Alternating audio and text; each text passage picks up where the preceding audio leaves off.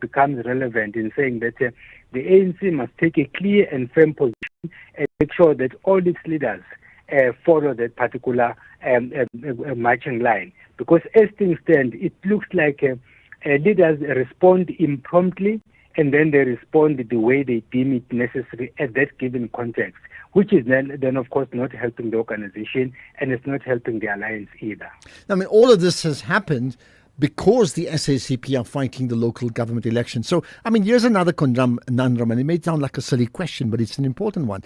Does this apply to local government election only and not to national? Because in that case, there are ANC members who are actually part of the leadership of the SACP and have cabinet positions because of a deal made between the ANC and the SACP. It's historical, as we know. So does that mean some of them fall foul of national, or they don't fall foul because it's national, but they may fall foul if they pronounce on it locally? It's very confusing. No, in fact, the coalition, the tripartite alliance of ANC, SACP, and COSATU is such that you don't decampaign one another. You campaign as a collective. It doesn't really matter whether you hold a cabinet position or you hold a position in a legislature or not. The fact that you are a member of the alliance means that you are part of the alliance, which is currently led by the ANC. So right now we are going for the local government election, and then we still have the general election coming in 2029. I think the reason why the SACP decided to focus on the local government election without necessarily saying that they are pulling out of the alliance is that they are buying time. They know that next year the ANC will go to its elective congress, and then they are waiting to see who will emerge victorious in that election, and then if that person will be amenable to giving the SACP a listening ear. Because the main concern for the SACP is that it has been looked down upon in this alliance, and then its voice has been faint, and they've been calling for the reconfiguration of the alliance, and then of course they are of the view that the ANC has not been listening to them. So they are banking on the fact that once the election is concluded in 2027, the new leadership emerges, then they will be in a position to engage that leadership on the basis of which then they will decide what to do in 2029. So that is my reading of the situation. Okay, that will be 29. So let's look at it practically at this point in time. The SACP is contesting this local government election as the SACP. The ANC will do the same. So if you have let's put it this way, a recognized ANC member who happens to be part of the SACP, and I'm thinking about someone like Blade Nzimande that comes to mind as a good example of that. What does a person like him do? Who does he canvass for? That's a very important question. I think they will have to discuss this thing behind closed doors and find one another. Because indeed, there will be posters, and then we'll want to see who is on the poster, and then we'll also want to see which party the person represents. Does that person represent the SACP, or does it represent the ANC? And then, of course, the campaigns will also tell whether the person is campaigning for the ANC or for the SACP.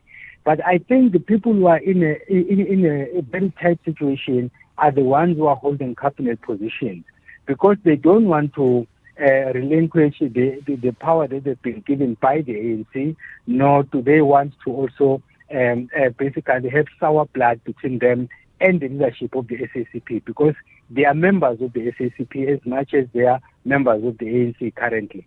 So I think that they will then do what Konyane is suggesting, that they must decide which way they want to go.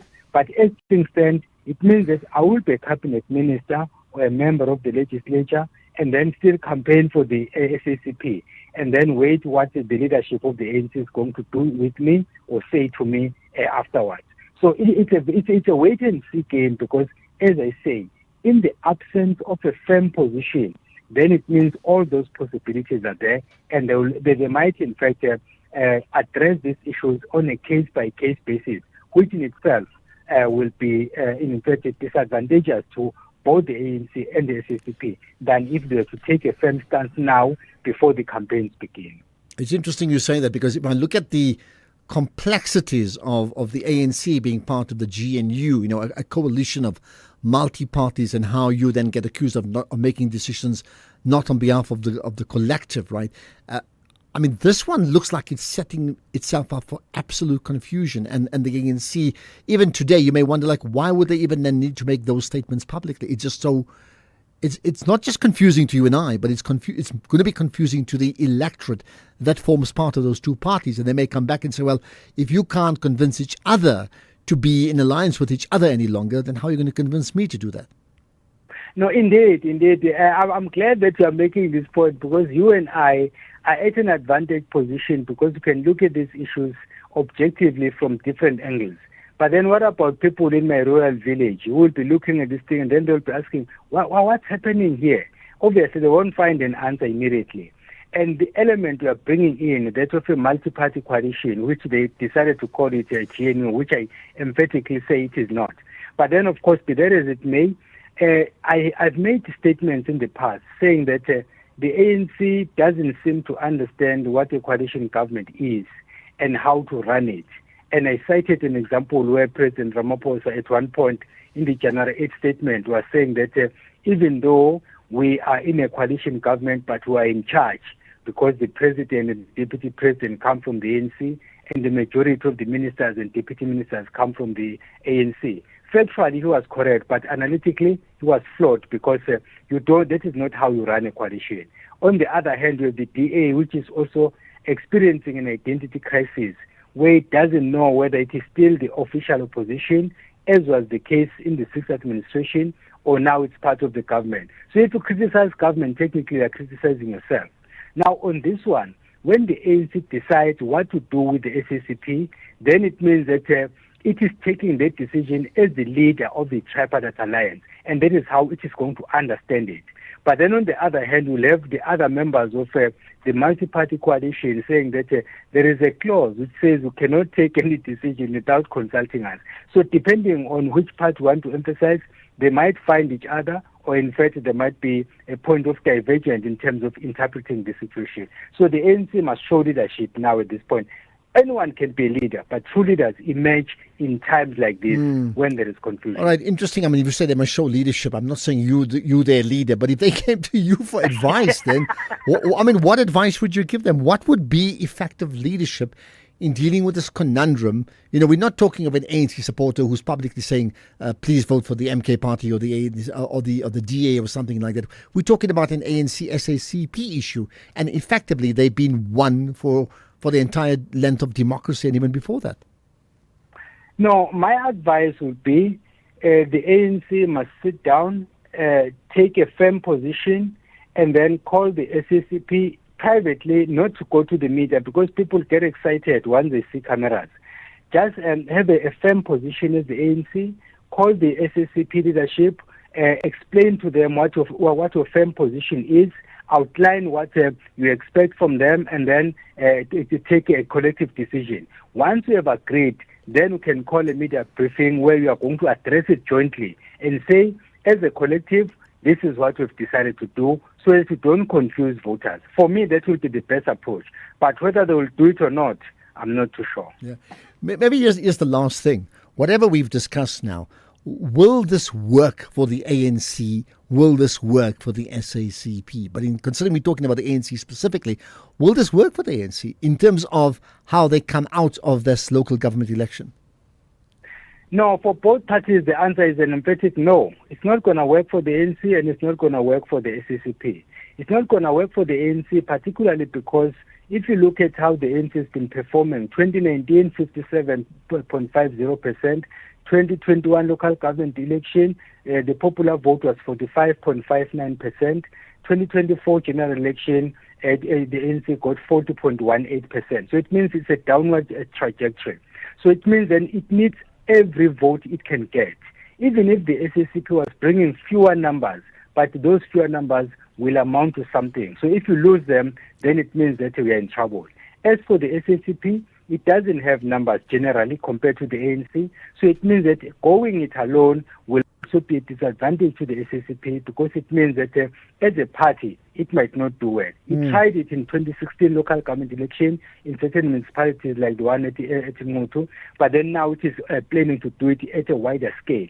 So it's testing the waters, but I don't think that it has the numbers, unless disgruntled members of the ANC decide to vote to the SACP. And then, of course, others who are not members of the ANC and SACP, who might then vote for the SACP, then we'll just wait and see how things will pan out. Okay, let's leave it at that. Appreciate your time, Professor Becky Mngomezulu, the political analyst from the Nelson Mandela University. Well, other things the ANC has contested or spoken about, some things are pretty obvious, good governance and that sort of thing ahead of the election. But fundamentally, this is the big one. And no ANC member or ANC members should not campaign against ANC candidates. That is a binding constitutional principle now of the ANC. Why the need to bring that up? You may have your own thoughts on that. Let's talk about other things, including that of the suspended EMPD chief, the Ekurhuleni city manager, appearing in court today after this. No one gets fit overnight. It takes discipline, and your money is no different. A Nedbank 32-day notice account helps you build financial strength with up to 7.3% interest and zero maintenance fees. The higher the deposit, the higher the return. Invest in under 2 minutes on the Money app and get money fit with Nedbank. For more information, go to nedbank.co.za. See money differently. Nedbank, we're a licensed FSP and registered credit provider. T's and C's apply.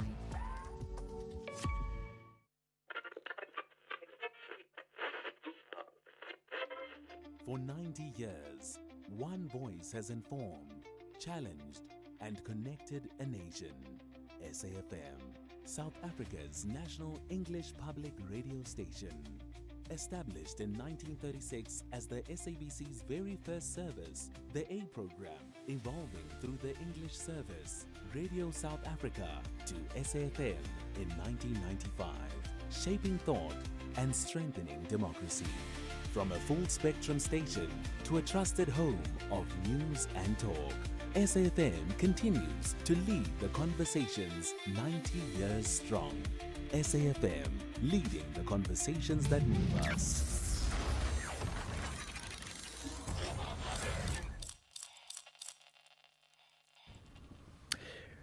Right, top billing is back. You know that? And it's more spectacular than ever. So join us as we reopen the doors to South Africa's most iconic lifestyle show, from breathtaking homes and world-class travel to the people shaping culture and success. This is where it all comes together.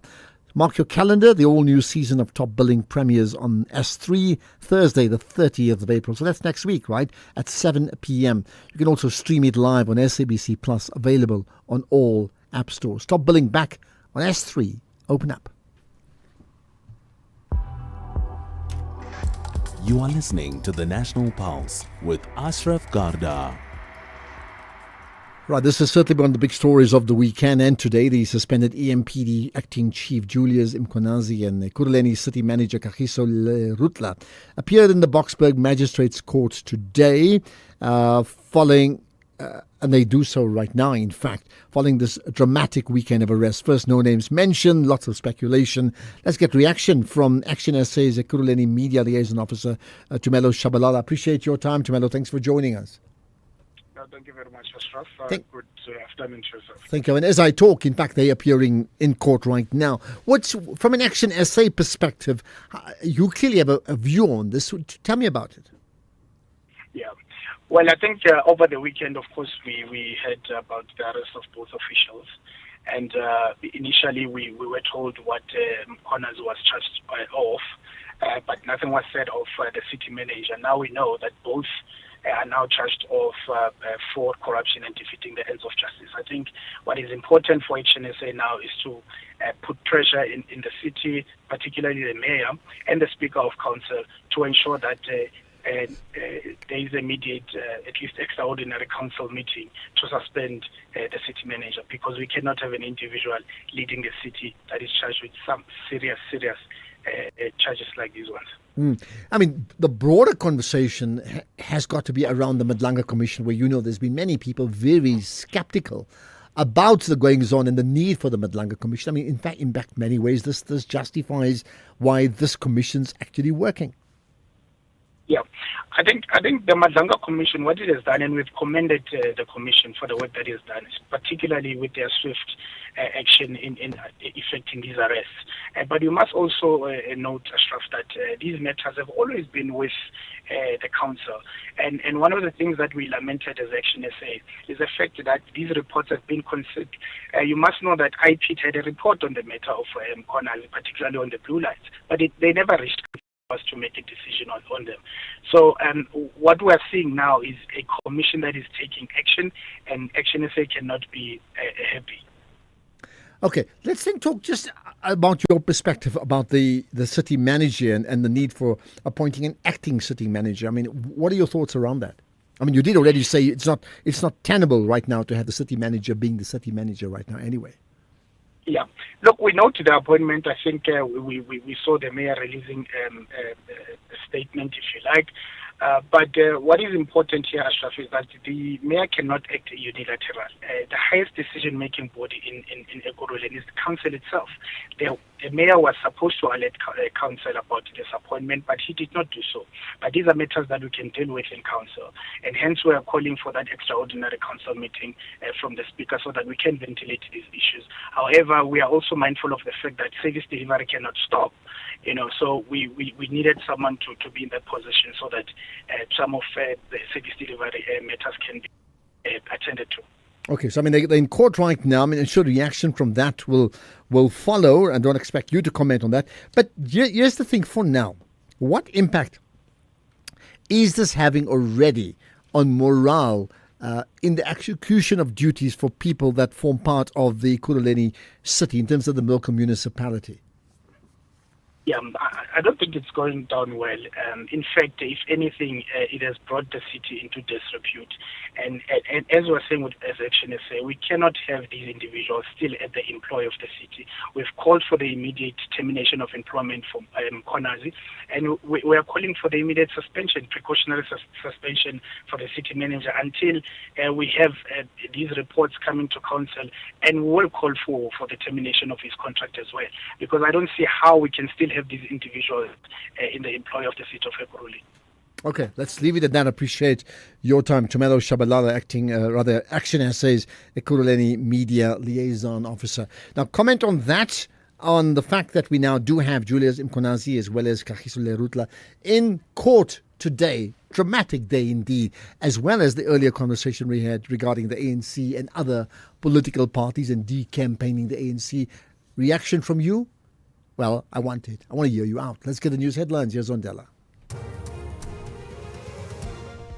Thank you, Ashraf. On the news headlines, all ANC and SACP members will be given 10 days to respond if they will be campaigning for the ANC or for their party. The Justice and Constitutional Development Deputy Minister, Andres Nel, has highlighted the importance of defending the country's constitution, and Israel's Foreign Minister Gideon Sa'ar says the damage that an Israeli soldier has caused to a statue of Jesus in southern Lebanon is disgraceful. A full update follows at the top of the hour.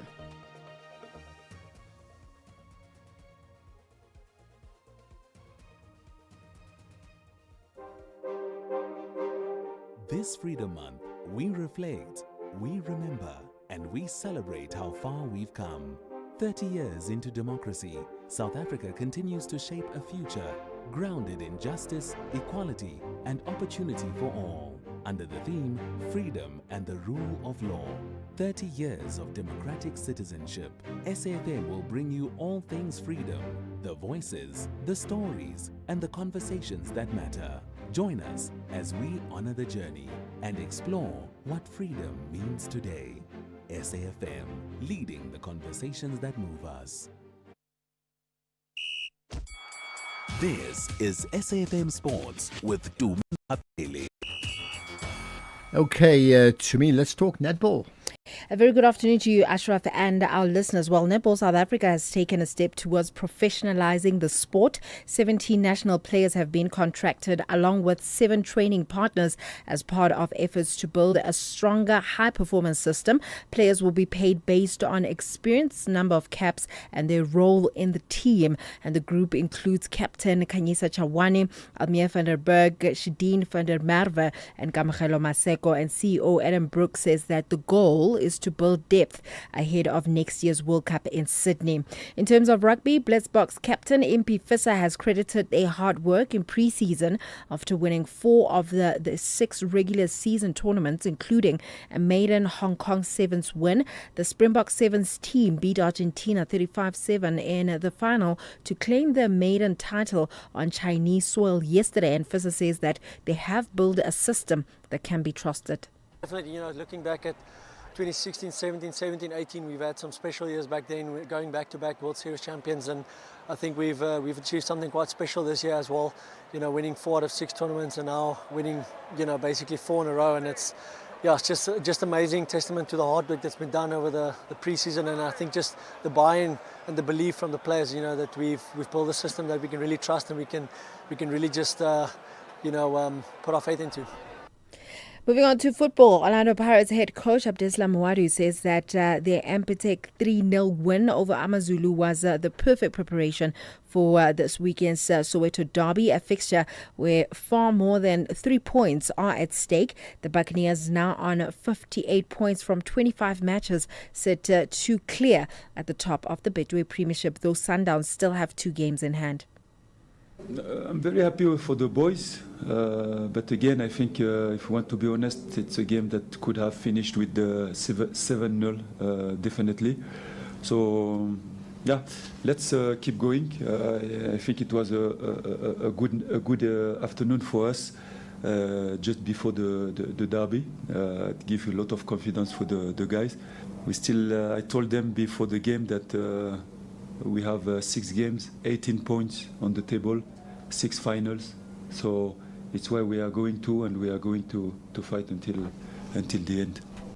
Well, talking about Mamelodi Sundowns, coach Miguel Cardoso believes that guiding the club to a second successive CAF Champions League final vindicates the decision to appoint him more than a year ago. The Portuguese tactician oversaw a 2-0 aggregate victory over his former club Esperance on Saturday, booking Sundowns' place in another 2-legged final where they will face Espoir next month. Having fallen short against Pyramids last season, Cardoso says that the latest achievement reflects the collective effort put in by the squad and technical team at Kloerkop. Meanwhile, Mikel Arteta is under pressure after Arsenal lost to Manchester City yesterday. The defeat has seen Arsenal lose their grip on the Premier League title race. Just a week ago, the Gunners were 9 points clear at the top. Now they could drop to second place if City beat Burnley on Wednesday. Back-to-back league losses have given City the chance to move ahead, and Arsenal have now suffered 4 straight domestic defeats. They also lost the Carabao Cup final to City and were knocked out of the FA Cup by Southampton. I do not blame you, Ashraf, for having that hand on your head, because what do you say about Arsenal? I'm not an Arsenal supporter. But the only reason I've got my hand on my head is and this is the greatness of all sports, by the way. For every winning team, there's a losing team. Yes. To see the pain the Arsenal supporters felt at the Emirates last night, in that last 3-4 minutes when they knew they were in trouble. Yeah. That's why we follow football or sport. It is so dramatic, the pain. We know what it's like as South Africa losing like the Cricket World Cup. That type of pain, like, oh, I can't believe it. That's the pain. So I had sympathy. If you remember, I said I wanted Man City to win. So that it goes down to the wire. We now have a race to the finish, right? Yes. Effectively, they beat Burnley. They left five games each both to play, right, with equal points. But as the game progressed in the last few minutes, my sympathies of the day swung to Arsenal because I watch the supporters. So I did have to message Temba Dlamini, our producer, who's not with us any longer, but this Arsenal fanatic, like, sorry, bro, but yeah. But what do you say? Like, what do you say about Arsenal right now? Because the fans are just like, not again. Not again. This building has got lots of Arsenal supporters in the way the Arsenal top. I see a few Pirates tops today. Yeah. There's not a single Arsenal top in this building today. Not even one. Oh, my goodness. I'll have more on other sports in the next hour. You can become a victim of a legal problem: wrongful arrest, assault, uncontested divorce, rental disputes, maintenance matters, or labor problems. It can happen to you. Clientele Legal provides tough professional lawyers for an affordable monthly premium. Our legal team is standing by to assist you 24 hours a day. Join today. SMS SAFM to 32195. That's SAFM to 32195. Clientele General is an authorized FSP and licensed non-life insurer. T's and C's online. Standard rates apply. You are listening to the National Pulse with Ashraf Garda. Right, it's been a day of different cases, isn't it? There's also another high-profile case involving alleged crime boss Vusi Muzi Cat Matlala, and that's been postponed to the 13th of May. The Pretoria Magistrates Court ordered that alleged criminal mastermind remains in custody at the Kgosi Mampuru maximum security prison until then. Now, let's find out more about what happened today with Neria Hlakotsa, SABC News reporter who's covered that story. Neria, appreciate your time here on the National Pulse. Good afternoon to you, Ashraf, and good afternoon to the listeners. Thank you. Let's go back. Let's go to the end. Postponed to 13th of May. Was that a surprise or completely expected? Well, it was really expected because you must remember that the case that Matlala is currently facing is that of fraud and corruption, where he is charged alongside the 12 police officers with regards to the 360 million rand tender. So remember the last time when they appeared with those officers, the matter was postponed to May 13th. But today, essentially, Matlala appeared in court because he wanted to plead with the court to allow the Department of Correctional Services to bring him back to Kgosi Mampuru. Remember last year, Department of Correctional Services did take Matlala to eBongweni Maximum Security Prison. And the argument here from his defense team and in fact the state was that they would rather have him here at Kgosi Mampuru, and this would help them in essentially be able to consult with him, among other things, saying that when he is that far as KwaZulu-Natal, then it makes it very hard to consult with Matlala. So the court, the Pretoria Magistrates Court, that is ordered that Matlala then be returned to Kgosi Mampuru prison, should remain here so that consultations can happen, and he is expected back in court on May 13. Okay, anything else that came out of today's appearance that you wish to share? Well, essentially that was the gist of the whole appearance, and with his lawyers basically saying that there is a lot of information that they need to share with Matlala, and that would need a lot of time, and it would need him to be as close as possible. And the state also agreeing with the defense in this one, which was very interesting, that for the first time, it's hardly ever that the state could agree with the defense, but the state this time agreeing with the defense that the papers that Matlala must go through, or the evidence that he needs to go through, is very much, it's a lot of it, and he would need to be closer. We also spoke to IDEC. I must tell you that IDEC was the one that had to ultimately fetch Matlala from eBongweni. IDEC did say that they appreciate the court's decision that Matlala should remain here at Kgosi Mampuru. You must remember these arrests happened after IDEC's investigation. They investigated this 360 million rand tender since last year. This tender was awarded in 2024, and ultimately in May 2025, it was then withdrawn. So IDEC since then has been investigating it, and that led to the arrest of Matlala and the police officers. So essentially all parties at this point are happy and have welcomed the Pretoria Magistrates Court decision that Matlala should remain at the Kgosi Mampuru prison while consultations happen. Okay, May 13th is when we'll next chat. Neria Hlakotsa, appreciate your time here on the National Pulse. You are listening to the National Pulse with Ashraf Garda. Okay, let's move on to other things. There's a reaction from you regarding top billing. There's reaction regarding the ANC SACP. There's also reaction regarding, naturally, the conversations we've had around the suspended EMPD chief, Mkhwanazi, and many others too. So bring them on, and you can comment about that as well. To call in live, or you can do it via WhatsApp as well. Right, next up, there's developments regarding, and have you been following the story of the Pope on the African continent? We'll talk about that as well as get further reaction from the ANC after this.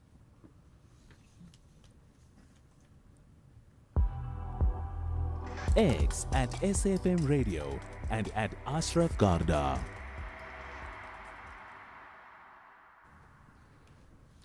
Okay, let's talk about this.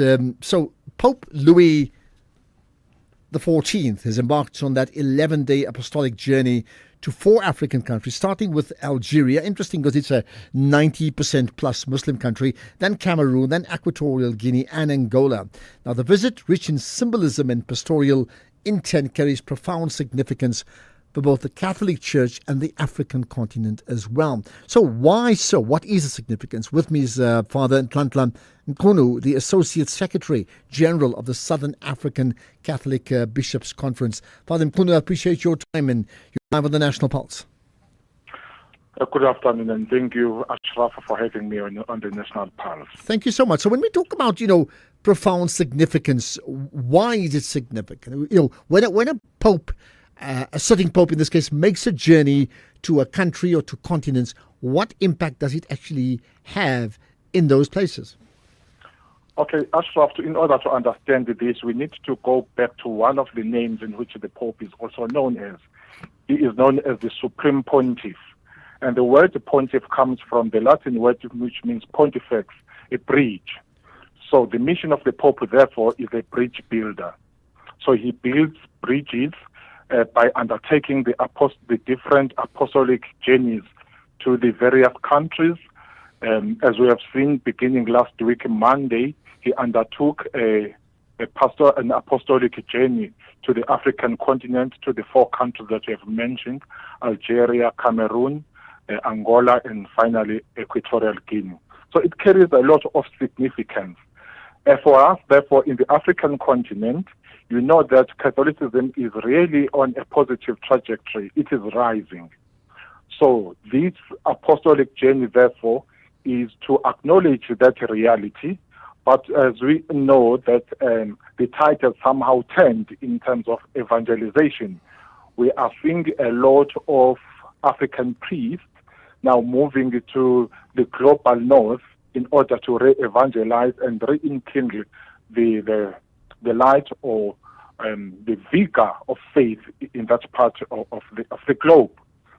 But also to highlight social, economic, or even political conditions that will be prevalent in a particular area.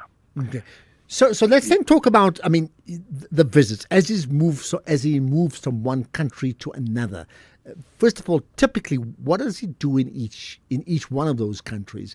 And then I think the bigger issue is what would be the takeout. You mentioned a bridge. What would be the takeout when he departs those countries? Okay.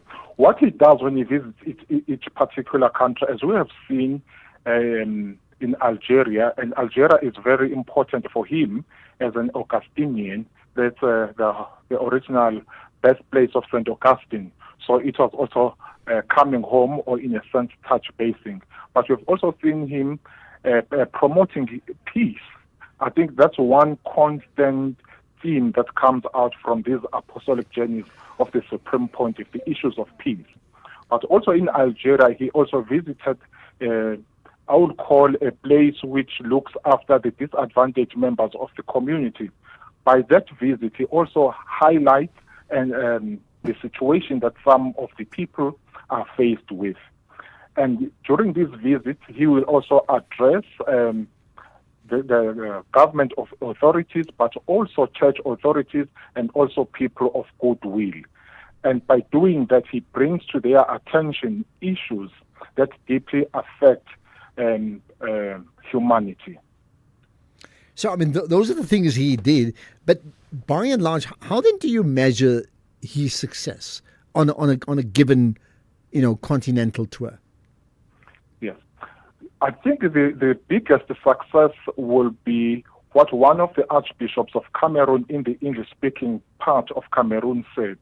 He said, "Holy Father, even if you were not to say anything to us, but your mere presence encourages us to soldier on."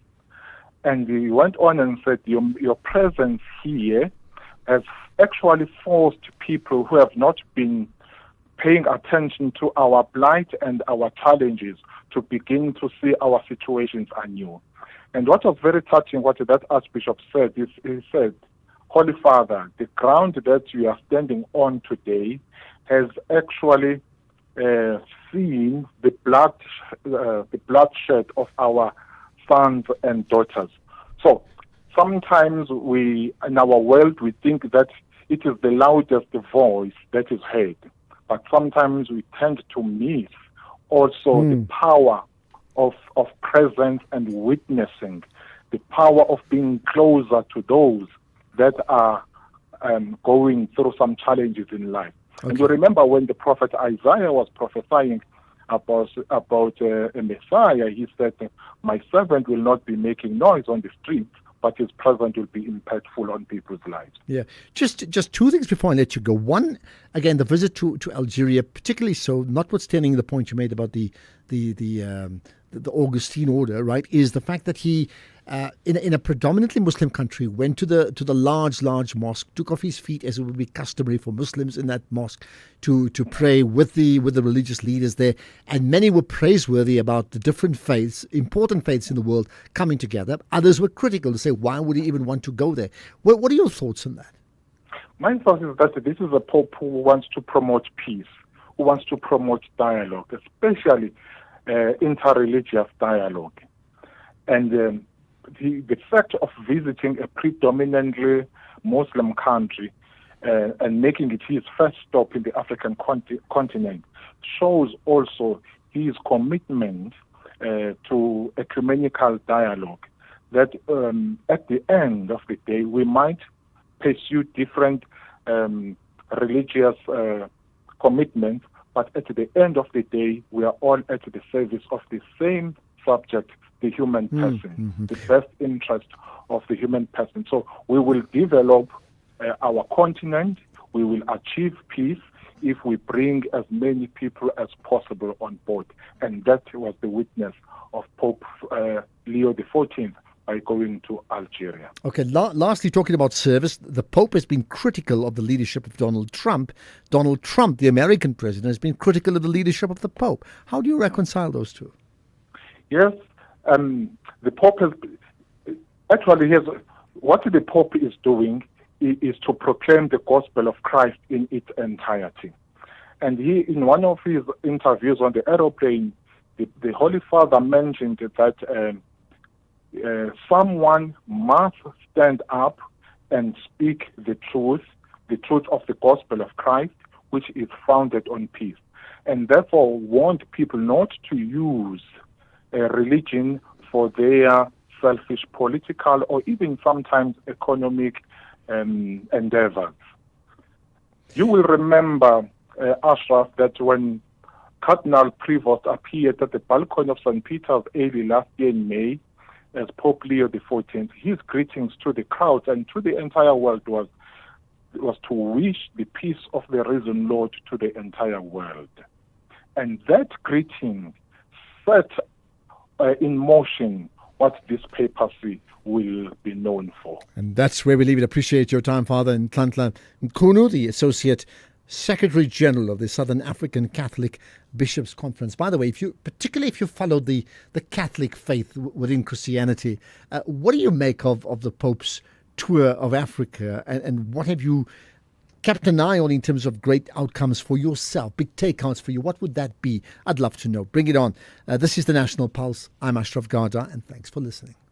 Don't pay more than you need to for car insurance. 27-year-old Outsurance client Liam is saving big bucks. Saving so much every month, around 640 Rand. That's an amazing 640 Rand saving on Liam's 2024 Ranger.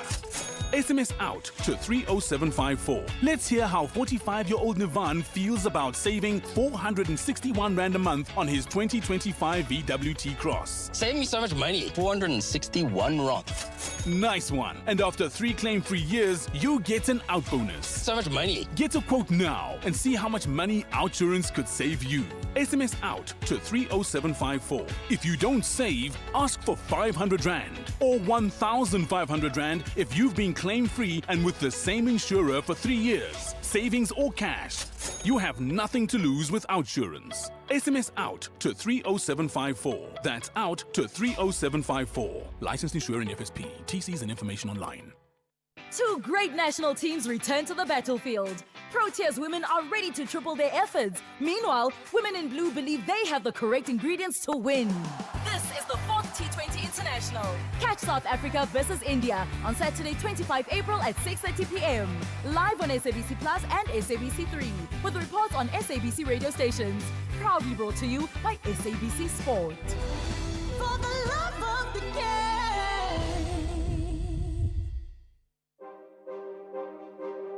This Freedom Month, we reflect, we remember, and we celebrate how far we've come. 30 years into democracy, South Africa continues to shape a future grounded in justice, equality, and opportunity for all, under the theme Freedom and the Rule of Law. 30 years of democratic citizenship. SAFM will bring you all things freedom, the voices, the stories, and the conversations that matter. Join us as we honor the journey and explore what freedom means today. SAFM, leading the conversations that move us. Ashraf Garda on the National Pulse.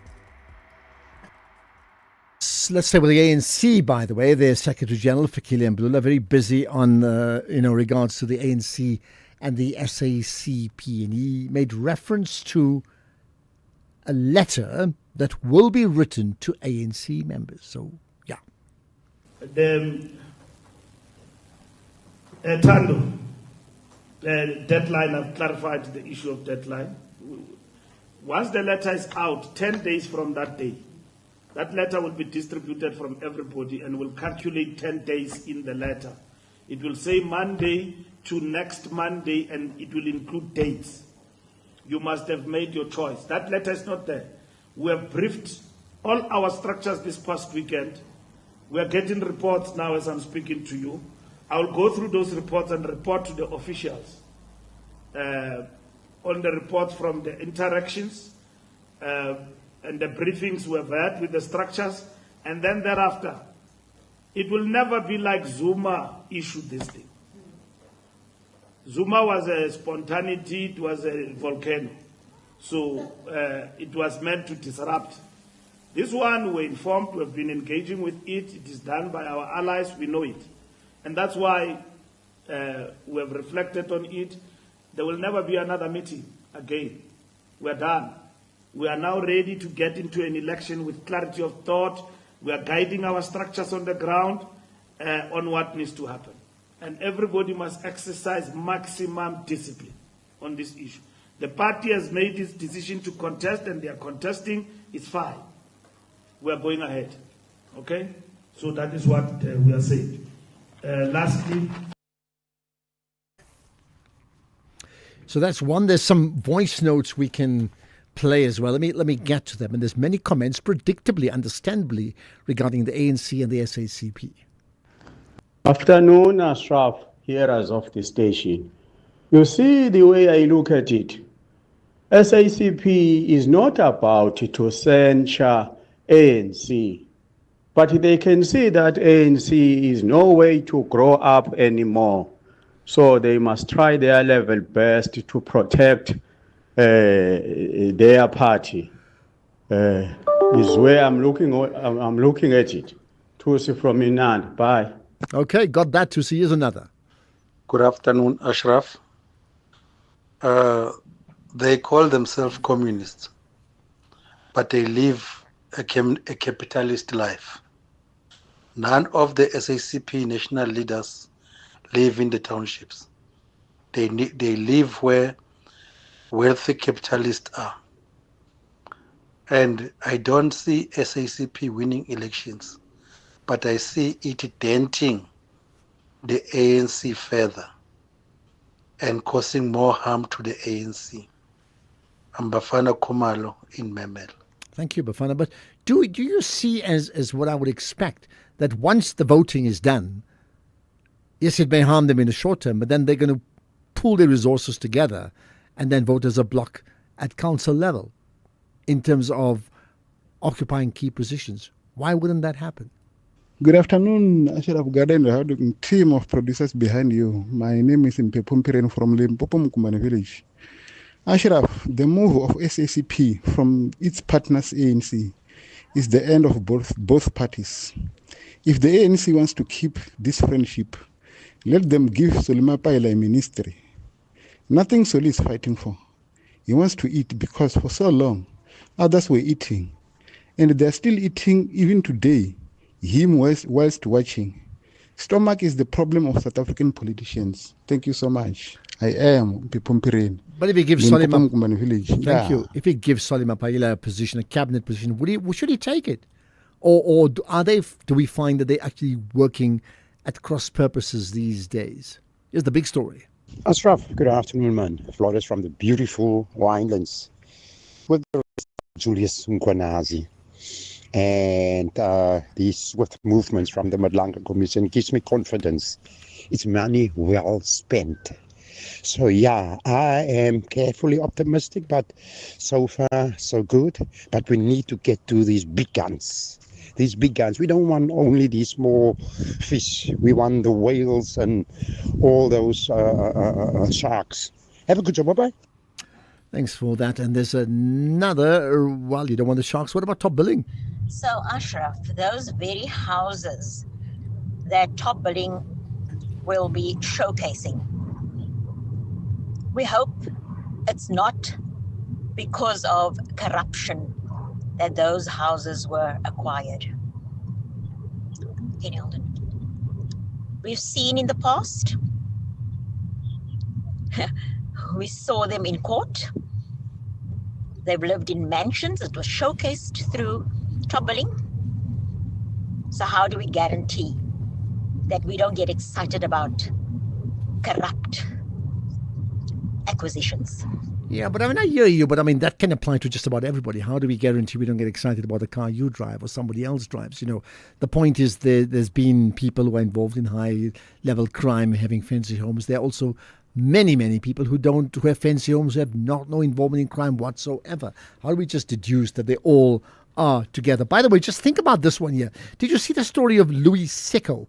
Hope I've pronounced his name correctly. S-E-E-C-O. He's the golfer who tried to play at the Houghton Golf Course, and he had his car that he took into the golf course displayed the Palestinian flag. He's been banned from that golf course, Houghton Golf Course, Joburg. Did you follow that story? Let's get the news. Here's Ondela. It's 4 o'clock.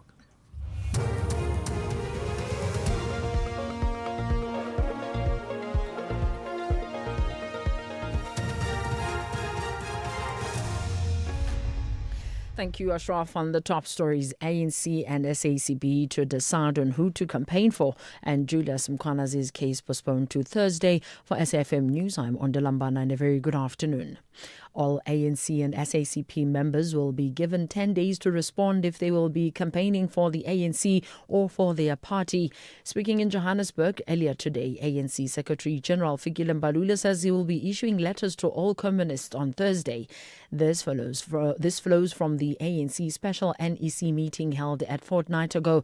The one-day meeting was called to discuss the SACP's decision to contest elections independently. Mbalula says in the upcoming local elections, communists will have to choose between the ANC and the SACP, insisting they can't have it both. He says there will be consequences for those who fail to respond within the 10 days deadline. The letter by the Secretary General to all ANC members, including those who are in the SACP, to respond in 10 days if ever they will campaign for the ANC or the SACP. Now, if you don't respond to that letter but you continue to campaign for the SACP, there will be consequences. Because the ANC constitution is very clear that dual membership is acceptable. But if now the Communist Party is a party on its own, is campaigning, and therefore you are a SACP member and you campaign for the SACP, you will have to choose the SACP. The Justice and Constitutional Development Deputy Minister Andrew Snell has highlighted the importance of defending the country's constitution. He addressed a legal practitioners' dialogue in Pretoria. The dialogue is part of ongoing effort to advance transformation in the legal sector. Nell says the people's right to access basic services is enshrined in the Constitution. We must defend and advance the Constitution and the institutions of our constitutional democracy and ensure that they work for all South Africans. We must defend and advance the rights of workers, the unemployed, the informal sector, small businesses, professions, including the legal profession, farmers and the middle class. We must defend and advance the quality basic services and the expansion of housing, education, healthcare, and many other basic services, but also access to justice for millions of South Africans. The case of suspended Ekurhuleni Metro Police Deputy Chief Julius Mkhwanazi has been postponed to Thursday for bail hearing at the Boksburg Magistrates Court east of Johannesburg. Mkhwanazi, who was arrested on Saturday by the SAPS Madlang task team, appeared today alongside his co-accused Kagiso Lerutla. Mkhwanazi facing charges of fraud, corruption and defeating or obstructing the ends of justice for his alleged dealings with suspected criminal cartel member Vusibuzi Matlala, including fitting blue lights to Matlala's vehicles. The DA in Ekurhuleni is calling for the suspension of Lerutla following his arrest. DA Ekurhuleni mayoral candidate Akatutselo Rasilingwane. Allow for investigation to take place, and for that to only happen, it can only happen if he steps aside and allow, the integrity of the city to be able to take place. And so we have issued a statement calling for, the executive mayor to act upon this issue, because we do not believe that we can continue to be led by individuals that have, questionable characters. Scores of disgruntled contractors for the eThekwini Metro have gathered outside municipal offices in the Durban CBD of alleged overdue payment. They do work for the water, wastewater and parks departments, fixing pipes and roads, as well as clearing trees when the need arises. A representative of the contractors, Lwazi Mdladla, says some contractors have not been paid for 4 or 5 months. He says problems were compounded by the introduction of a new online portal to submit claims, but doesn't work properly. He says contractors are threatening to down tools if they are not paid today. We are saying that system failed us because we've been trying that system, but now it's always down. The network is not working. So why are you closing the manual system that we're using all along then this online? And why you didn't do the pilot or the try run and test first this online system before you can say, no, it's official now, you're going to use the online system. So we are here and saying we need our payment, and we're not going anywhere up until we see our notifications in our phone. We need our money as in now, as in today. Discussions between representatives of the contractors and senior city officials are continuing. The South African Police Service's diving unit in Mpumalanga continues to search for the 37-year-old man believed to have drowned in the Crocodile River in Kanyamazane. It is reported that the man went to the river for a ritual cleansing and he experienced difficulties in the water. Mpumalanga Police spokesperson Jabu Ndubane says the search continues. Israel's Foreign Minister Gideon Saar says that damage that an Israeli soldier has caused to a statue of Jesus in southern Lebanon is disgraceful. The statue was mounted on a crucifix outside a church in a Christian village currently occupied by Israel troops. The BBC's Yolandi Nell reports. An image that's been circulating widely on social media shows an Israeli soldier in uniform with a sledgehammer appearing to hit the face of a large statue of Jesus on a toppled crucifix. Israel's military has confirmed that the picture is genuine and says it's wholly inconsistent with its values. It says it's investigating and that appropriate measures are being taken. In his message, the Israeli Foreign Minister adds an apology to every Christian whose feelings were hurt. US right-wing commentators are among those who've denounced the soldier's actions. Recapping the top story, all ANC and SACP members will be given 10 days to respond if they will be campaigning for the ANC or for their party. I am Ondilambana for SAFM News Headlines at 4:30. In sports, the South Saudi Arabia drops 2035 Rugby World Cup bid. Godinho praises Cape Town City resilience amid PSL promotion push, and Pierce secures final Commonwealth Games spot as Kutza shines in Gqeberha. More details at 4:30. SAFM, guiding you through the rush hour traffic. We start with some heavy traffic leaving Joburg on the way to Boksburg and Benoni. It's a crash scene on the N12 before Craft Road. Traffic is pushing back through towards the R24, Albertina, Sisulu and Esport Airport Split. That is heavy. The N3 between Buccleuch and London Road going south is slow. Roadworks on the M1 through Midrand, southbound, Joburg bound, just after Olifantsfontein Road, causing some delays out that side. Durban, multiple breakdowns on the N2 southbound. There's a stationary vehicle just after Umgeda Road. There's another one going into Spaghetti Junction, so some real queuing pressure from Inanda Road side. Also, if you're on the northbound N2 wondering what's going on, again, it's multiple breakdowns around Spaghetti Junction. So coming up from the M7 highway on your way through towards the Westwood Mall, that is slow. A crash on the M4 northbound at Virginia Airport. The Roof First Highway leaving Durban en route towards Mhlanga is being quite badly held up by that one as well. Cape Town trying its best to dry out after a wet morning. A little bit of maybe surface water and pockets of rain here and there, so take it easy if it's like that where you are. M5 going south, Cuba, get a change down to Racecourse Road is quite heavy, and some delays coming into Cape Town on the N2. It's a crash near the airport runway. With your traffic updates, I'm Rob Byrne. The National Pulse with Ashraf Garda on SAFM. You're listening to the National Pulse, weekdays 3 to 6 p.m. So remember that day in July when a certain KZN police officer really addressed the nation and the impact that it had? Well, I'll tell you what, there could be a round two of sorts with this one year. The suspended Mpumalanga Police Commissioner, Lieutenant General Daphne Manamela, held a press briefing, and she's been critical of the leadership of the country's law enforcement leaders in this case here. We'll talk about that in a moment. This is the National Pulse. Thanks for joining us. As always, you can comment, you can tweet out using the hashtag The National Pulse, tag SAFM Radio, and you can certainly tag me. The case against Mkhwanazi now postponed to Thursday. We know that for sure. He'll appear back at the Boksburg Magistrates Court. So we're going to talk about that too. We'll also talk, and this is interesting, coming up around 20 past. Have you been spammed? Are you getting those type of calls that I get? So let me give you an example. Hello, Ashraf, how's it? No, I need to say it again. This guy calls in. I'm in a meeting. I answer the call. And the person says,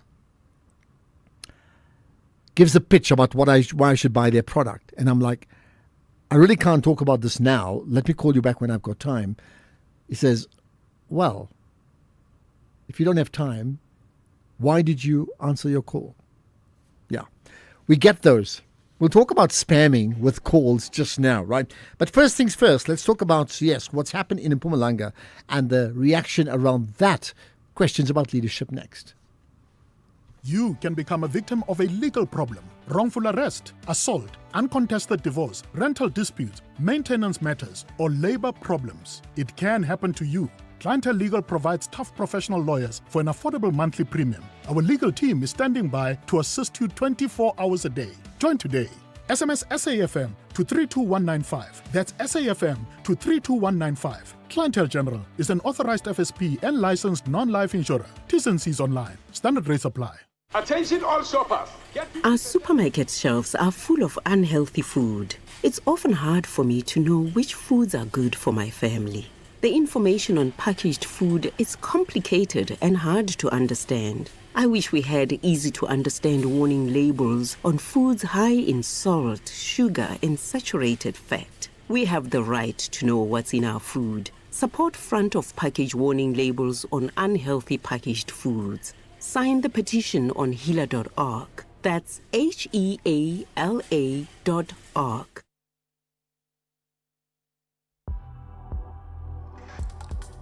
Ashraf Garda on the National Pulse. Okay, so here we are. The suspended Mpumalanga Police Commissioner, Lieutenant General Daphne Manamela, held a press briefing. She was critical of the country's top law enforcement leadership. You've heard that story before, haven't you? She alleged political interference in policing operations, including in investigations into killings linked to political figures. Now, this could be another round of the Madlanga Commission, isn't it? Given her suspension, and her position within the system. Now, how do we analyze all of this? How do we internalize it? How do we externalize it? With me is the chairperson of Public Interest SA, Tebogo Gas. Tebogo, as always, good to connect with you on the National Pulse. Good afternoon. Thank you for having me as well. Thank you. I mean, what do you make of this? Is this a case of absolutely new revelations or a continuation of what we heard, in that significant day in July? Look, allegations of this magnitude as they are must be taken very seriously, but we should never do so uncritically.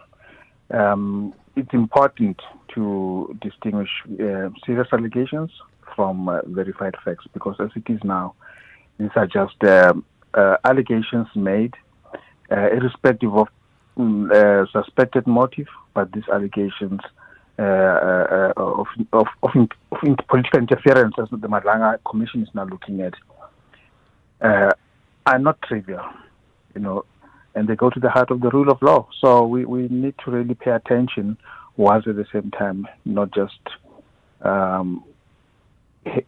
consuming as it is without looking with the BDI. Yeah. So that's what I would say initially. All right, let's look at some of those allegations. What are they? What is she saying?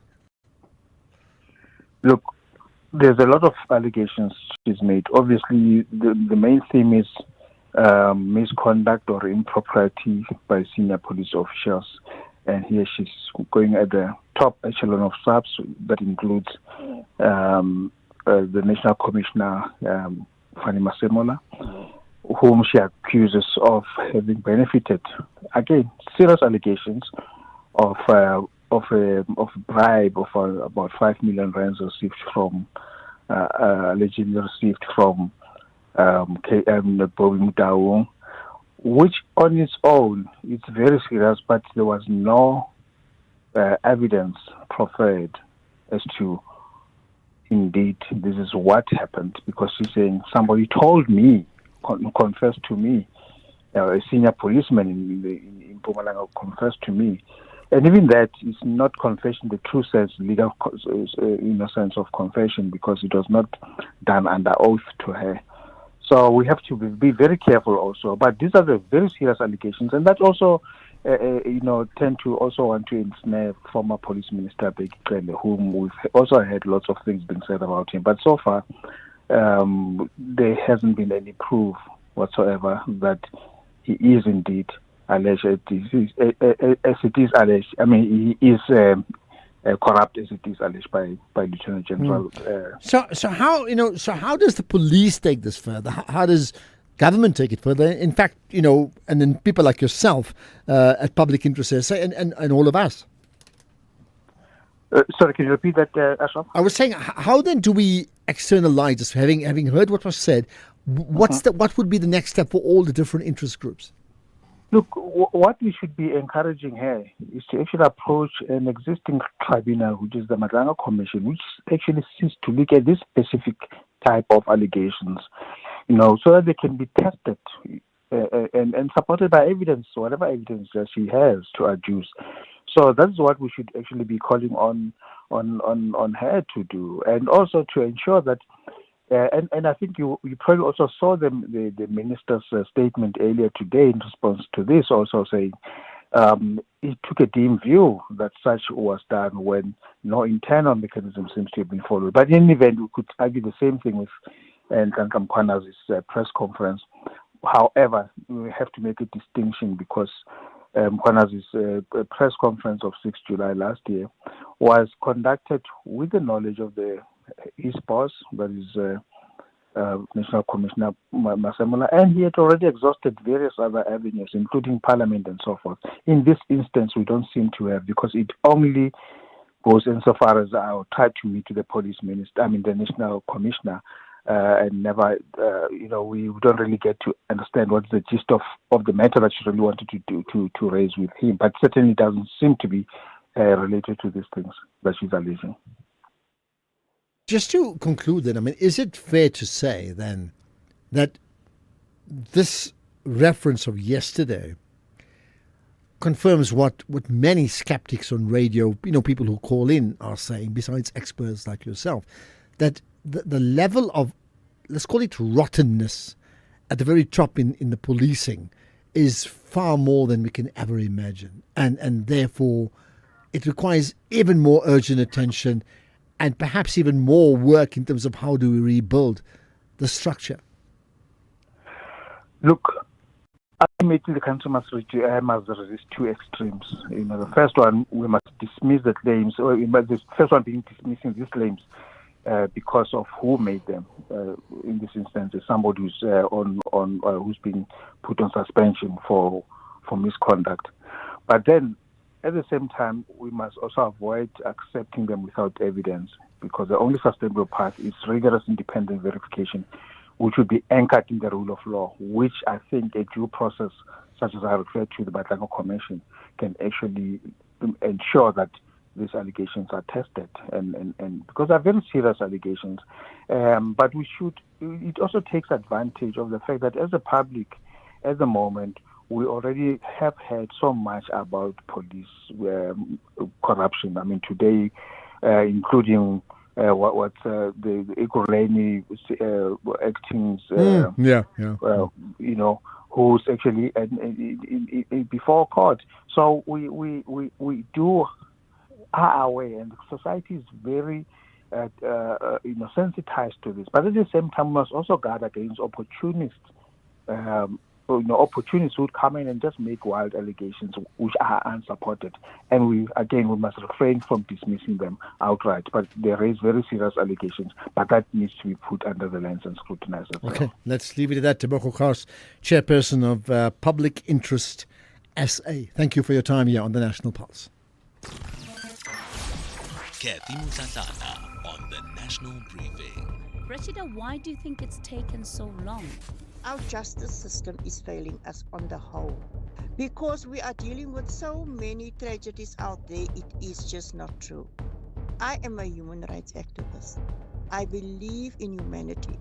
Some of our parents died by the wayside. Nobody can answer us to say why it is taking so long. Why must we go and protest? Why must we go and beg for justice? It was clear as daylight that this patient was murdered. Rashida Landis, mother to one of the survivors of the Life Esidimeni tragedy. This is Kathy Mutlatlana on the National Briefing. Across South Africa, online and on radio. SAFM, let's talk. So we're going to talk about maybe new regulations to prevent spamming, cold calling spamming, coming up in a moment. Well, what about Fikile Mbalula? Here's one.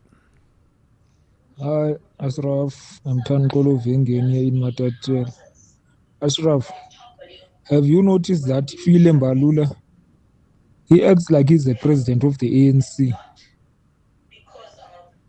I don't know if it's me alone who noticed that. The way he do things, it's like he's the president of the ANC. Have you noticed that? Okay, I haven't noticed it, but I know where you're going. But if it does sound like he's making decisions that speaks like a man in charge, then who's given him that power? Somebody has, isn't it? Afternoon, Mr. Ashraf. Mbongo Sundisa here. Mr. Ashraf, you see, what the problem is with SACP and ANC, it's Solima Pile. That gentleman, he wants a seat like maybe in parliament, like in government, man. He just needs a seat. There's no way that SACP can get even 1%. There is no way. Let them go like solo. You will tell me when you see the result. They will get 0.003. SACP, they can't even fill half a stadium. 0.0003. We need to save that and see how they finally get what they finally get in the local government election. Yeah, Ashraf, your guest there who is talking on behalf of the police is actually biased, actually. You are right, Ashraf, by saying the level of rottenness within the police cycle, it's unbearable. It's unbearable, really. So there's no smoke without fire. So that gentleman icon, he must not protect the things that cannot be protected or defended. That's all. We are sick and tired of almost all the police are corrupt. Almost. Thanks, Willie and Kuma. Thanks, Willie. But I mean, what suggests that gentleman, as you call it, is defending anybody? How do you form that opinion? I wonder. There's more. Here's another. Yeah. In fact, so the comments about the Houghton Golf Course, interesting one. So here's that person who went to the Houghton Golf Course to play golf, and then he parked his car, and his car's got this Palestinian flag draped over it, and he was then, the general manager of the Houghton Golf Course came and told him to remove it, or it's something like, I'm paraphrasing, not in good taste. And this person said, well, my views about this flag is consistent with that of the position of the South African government. Bottom line to all of this, he was asked to leave and not welcome to come back again. Now, there's so many ethical issues around that in terms of a person hoisting a flag of another country, but one of the big human rights issues in the world today, versus a private golf course in a country that is supportive of that country. Where does the right to express yourself start and end? I wonder. Lynn's saying, I'm so glad it's been banned. I'm sick of pro-Palestinians who have nothing to say about any other massacres if there are no Jews involved. And another good afternoon, Ashraf and SAFM. Communism is long dead with the then USSR in Russia. This modern day SACP are living lavish lifestyles and fighting for positions within the ANC. There's another that I want to play right now. Yeah, good afternoon, Ashraf. Tabo from Jamestown here. Ashraf, on the issue of the SACP, listen, I heard you just mentioned something very important here. I don't think they must be trusted, It's one way of them trying to get the votes, back to the ANC. I won't be surprised if after the elections, they go back to the very same ANC and form sort of a coalition, of some sort. So I don't think they must be trusted, Ashraf. Thank you. They must not be trusted. Okay. What about those who cold call you? Do you trust them? We'll talk about that next. You are listening to the National Pulse with Ashraf Garda.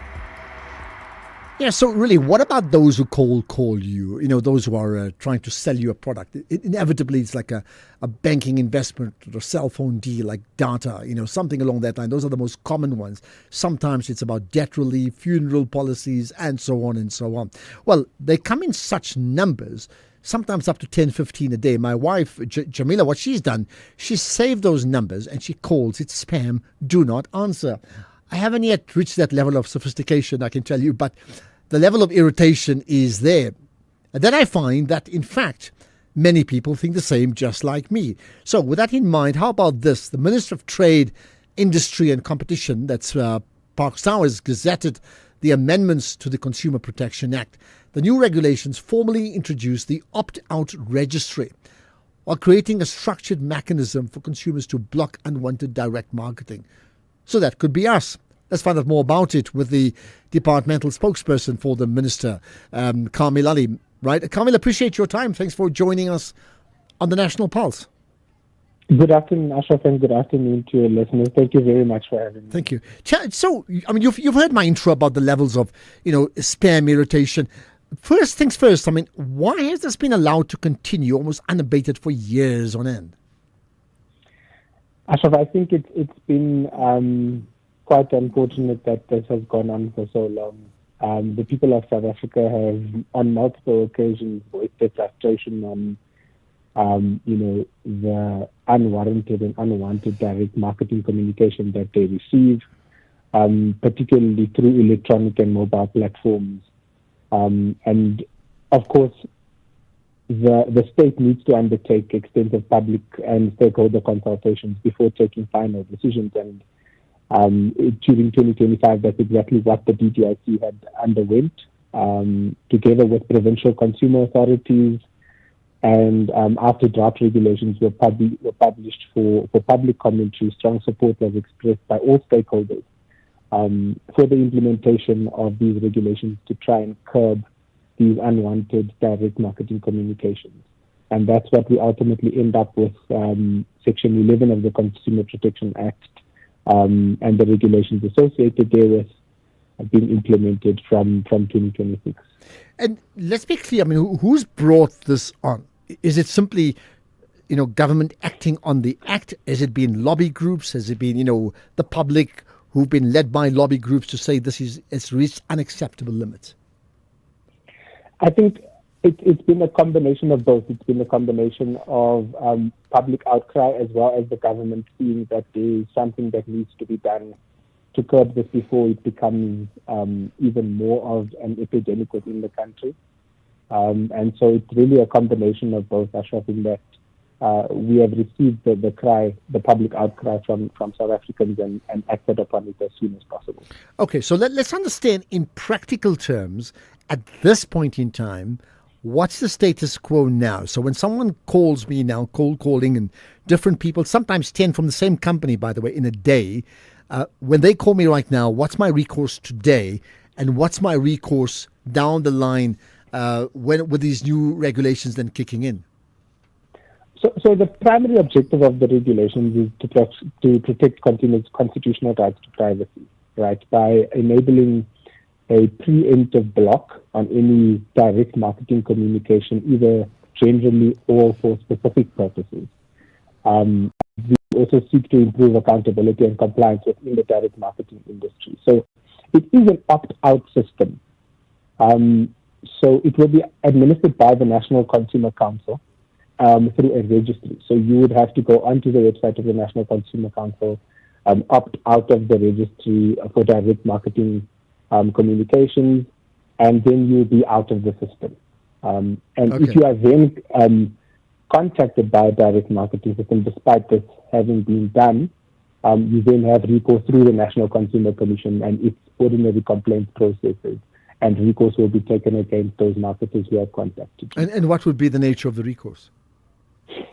It's in the ordinary scope of the National the Consumer Protection Act. So the recourse will be against the direct marketers themselves. So not really any compensatory recourse at this point in time, but rather regulatory recourse against the direct marketing. I mean, the key to this, and we all know it, is the value of a database. It's just crazy once you've got those numbers. I know when somebody has my number on a WhatsApp group that people start up without my permission, suddenly I'll get like 10, 15 people message me immediately. So your point about, we have to opt out if we choose not to want direct marketing, isn't that flawed?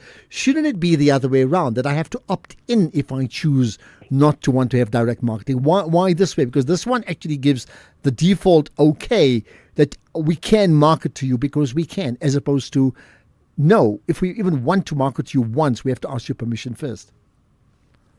Yeah, it's really just a matter of practicality, Ashraf. There's millions of South African users of electronic and mobile systems in the country.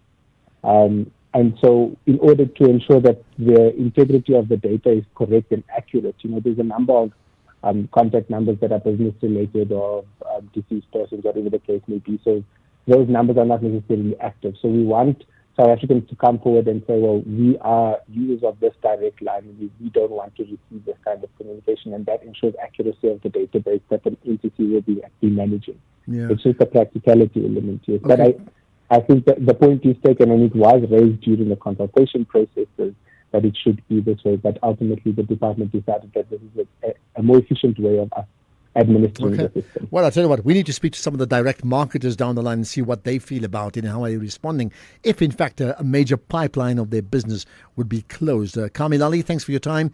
The spokesperson for the Minister for Trade, Industry and Competition, Minister Parkstyle. Thanks for joining us here on the National Pulse. So, the end of spamming for you? Not quite yet, but you do have to opt out. It's not the other way around. Let's get the news headlines. Here's Ondela. Thank you, Ashraf. On the news headlines, the Minister of Cooperative Governance and Traditional Affairs, Velenkosini Tlhabisa, says he's confident the date for the local government elections will be announced before voter registration in June. All ANC and SACP members will be given 10 days to respond if they will be campaigning for the ANC or for their party. Speaking in Johannesburg earlier today, ANC Secretary General says he will be issuing letters to all communists on Thursday.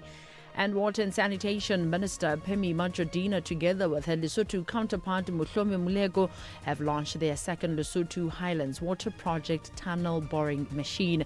A full update follows at the top of the hour with Greg Hose. SAFM. You through the rush hour traffic. With some busy highways on the east side of Joburg today. One is that earlier crash on the N12 towards Boksburg and Benoni. It's just by the Craft Road exit. Traffic now parking back into Galulis. And there's been a crash on the N3 southbound by London Road, and that's forcing a backlog into the Buccleuch interchange territory. Apart from that, the highways aren't doing too bad today. There are some roadworks on the M1 South coming through Midrand, just past Olifantsfontein Road. So from sort of Samrand down through Oliphants on your way to New Road, that's a little bit unusually slow as well. Now, Durban has two breakdowns before Spaghetti Junction on the southbound. That's a queue coming through from Inanda Road, and that's really heavy on the run to 4 level. Also, two breakdowns plus the roadworks going north towards Westwood Mall. So just after the M7, you'll hit some traffic delays there as well. Key Ridge, Cliffdale looks okay, no major problems. And if you're driving into Cape Town today, there's been a crash on the N2 just by the airport exit. That's very slow. Queues coming past Nyanga as a result of that, and it looks like a backlog heading out of Cape Town as well, with motorists having a look at what's going on the inbound side. And the M5, worth a mention, slow today from the Kuberg interchange all the way down to Racecourse Road in the Kenilworth area. With your traffic update, I'm Rob Byrne. This is SAFM Sports with Tuming Kapele. So, South Africa, no chance to host the Rugby World Cup. One of the great anomalies of the world, I would think. Saudi Arabia were in with a chance, but they've pulled out. Yeah, Saudi Arabia's ambitious push to host the 2035 Rugby World Cup has collapsed before it truly began, with the kingdom opting not to enter the bidding process, despite Sports Minister Prince Abdulaziz floating the idea last year. Saudi Arabia failed to submit an expression of interest to World Rugby before the October deadline, and a proposed joint bid with Qatar and UAE has also fizzled out. Reports suggest that the decision is tied to a broader rethink by the Public Investment Fund under Vision 2030, prioritizing domestic projects such as infrastructure for the 2034 FIFA World Cup and also a new Formula One circuit in Riyadh. Argentina, Japan and Spain remain in the running to host rugby's global showpiece. Now, in terms of swimming, Hannah Pierce has secured the final spot on South Africa's Commonwealth Games qualifying list. This happened on the last day of the SA Swimming Championship in Gqeberha. The 23-year-old won the women's 200 meters backstroke in a time of 2 minutes 10.92 seconds, moving closer to her goal of competing at the Commonwealth Games in Glasgow later this year. In terms of the main event, fellow Pretoria swimmer Peter Kotze also claimed victory in the 200-meter backstroke. The 21-year-old clocked 1 minute 55.26 seconds, earning his fifth individual win of the championships. In football, Cape Town City captain Lorenzo Godinho believes that their early season Motsepe Foundation Championship struggles was a catalyst in their resurgence to push for a promotion back to the Betway Premiership. City are in a strong position to earn promotion from the second tier following the ill-fated 2024-25 season that saw them finish 15th ahead of only the disqualified Royal AM before losing relegation playoffs to Orbit College. I think, towards the end of last season, not making it through the playoffs, staying in the PSL was difficult. It really affected a lot of the players, a lot of the staff, and the club as a whole, and coming to the start of this season, we had to go through a bit of an adaptation phase, especially at the beginning of the season. We weren't getting the results that were somewhat expected, because everyone expected that it would be easier for us, being the club that we are with the players that we have. But I think we had to adapt, and I'm glad that happened right in the beginning, in a way, because it made us experience what it would be like throughout the season if we didn't change our perspective on the league and on ourselves and actually what we're trying to achieve this season. So I think with that happening right in the beginning, it gave us the opportunity to turn it around and to adapt coming into the league. In tennis, Varun Chakravarti's 3-wicket haul helped Kolkata Knight Riders snap their winless streak with a 4-wicket victory over Rajasthan Royals at Eden Gardens. The 34-year-old leg spinner joined top wicket taker at India's T20 World Cup triumph earlier this year. Admitted conditions in the IPL remain tough for spinners in batting-friendly pitches. Then in tennis, Ben Shelton says that his Munich Open triumph is a huge marker for American men's tennis on clay after becoming the first U.S. player since Andre Agassi in 2002 to win an event above ATP 250 level on the surface. The world number 6 beat Italy's Flavio Cobolli 6-2 and 7-5 to claim his 5th career title and underline his ambitions ahead of the French Open. With that said, it's a wrap from my side for now. I'll have more in the next hour. Okay. By the way, so Saudi Arabia, you're talking about because of the war that's broken out in the Middle East, they're pulling the plug on other things, like including that Live Golf thing too. Yeah, Live Golf now faces significant financial uncertainty because of that whole thing. So now they're reviewing, because of that war, they're reviewing its investment amid some losses. I think they lost around $500 million in 2024. They wish it was only $500 million. But, I mean, I get your point. Yeah. It just shows you how, one aspect of the world or one part of the world, one issue has a ripple effect, a domino effect across the board. Literally. So Live Golf, what's another name? I'm going to say Die Golf, but fine, got that. Economic news on SAFM. Facts and figures you can count on. With all the numbers, Paswani Mpadlele, Senior Accounts Manager at Markway Fund Managers. You've got all the news, Paswani, of local and global markets. Let's hear it. From Julian listeners. Well, when we look into the market developments, it's a tug of war between headlines related to the Middle East.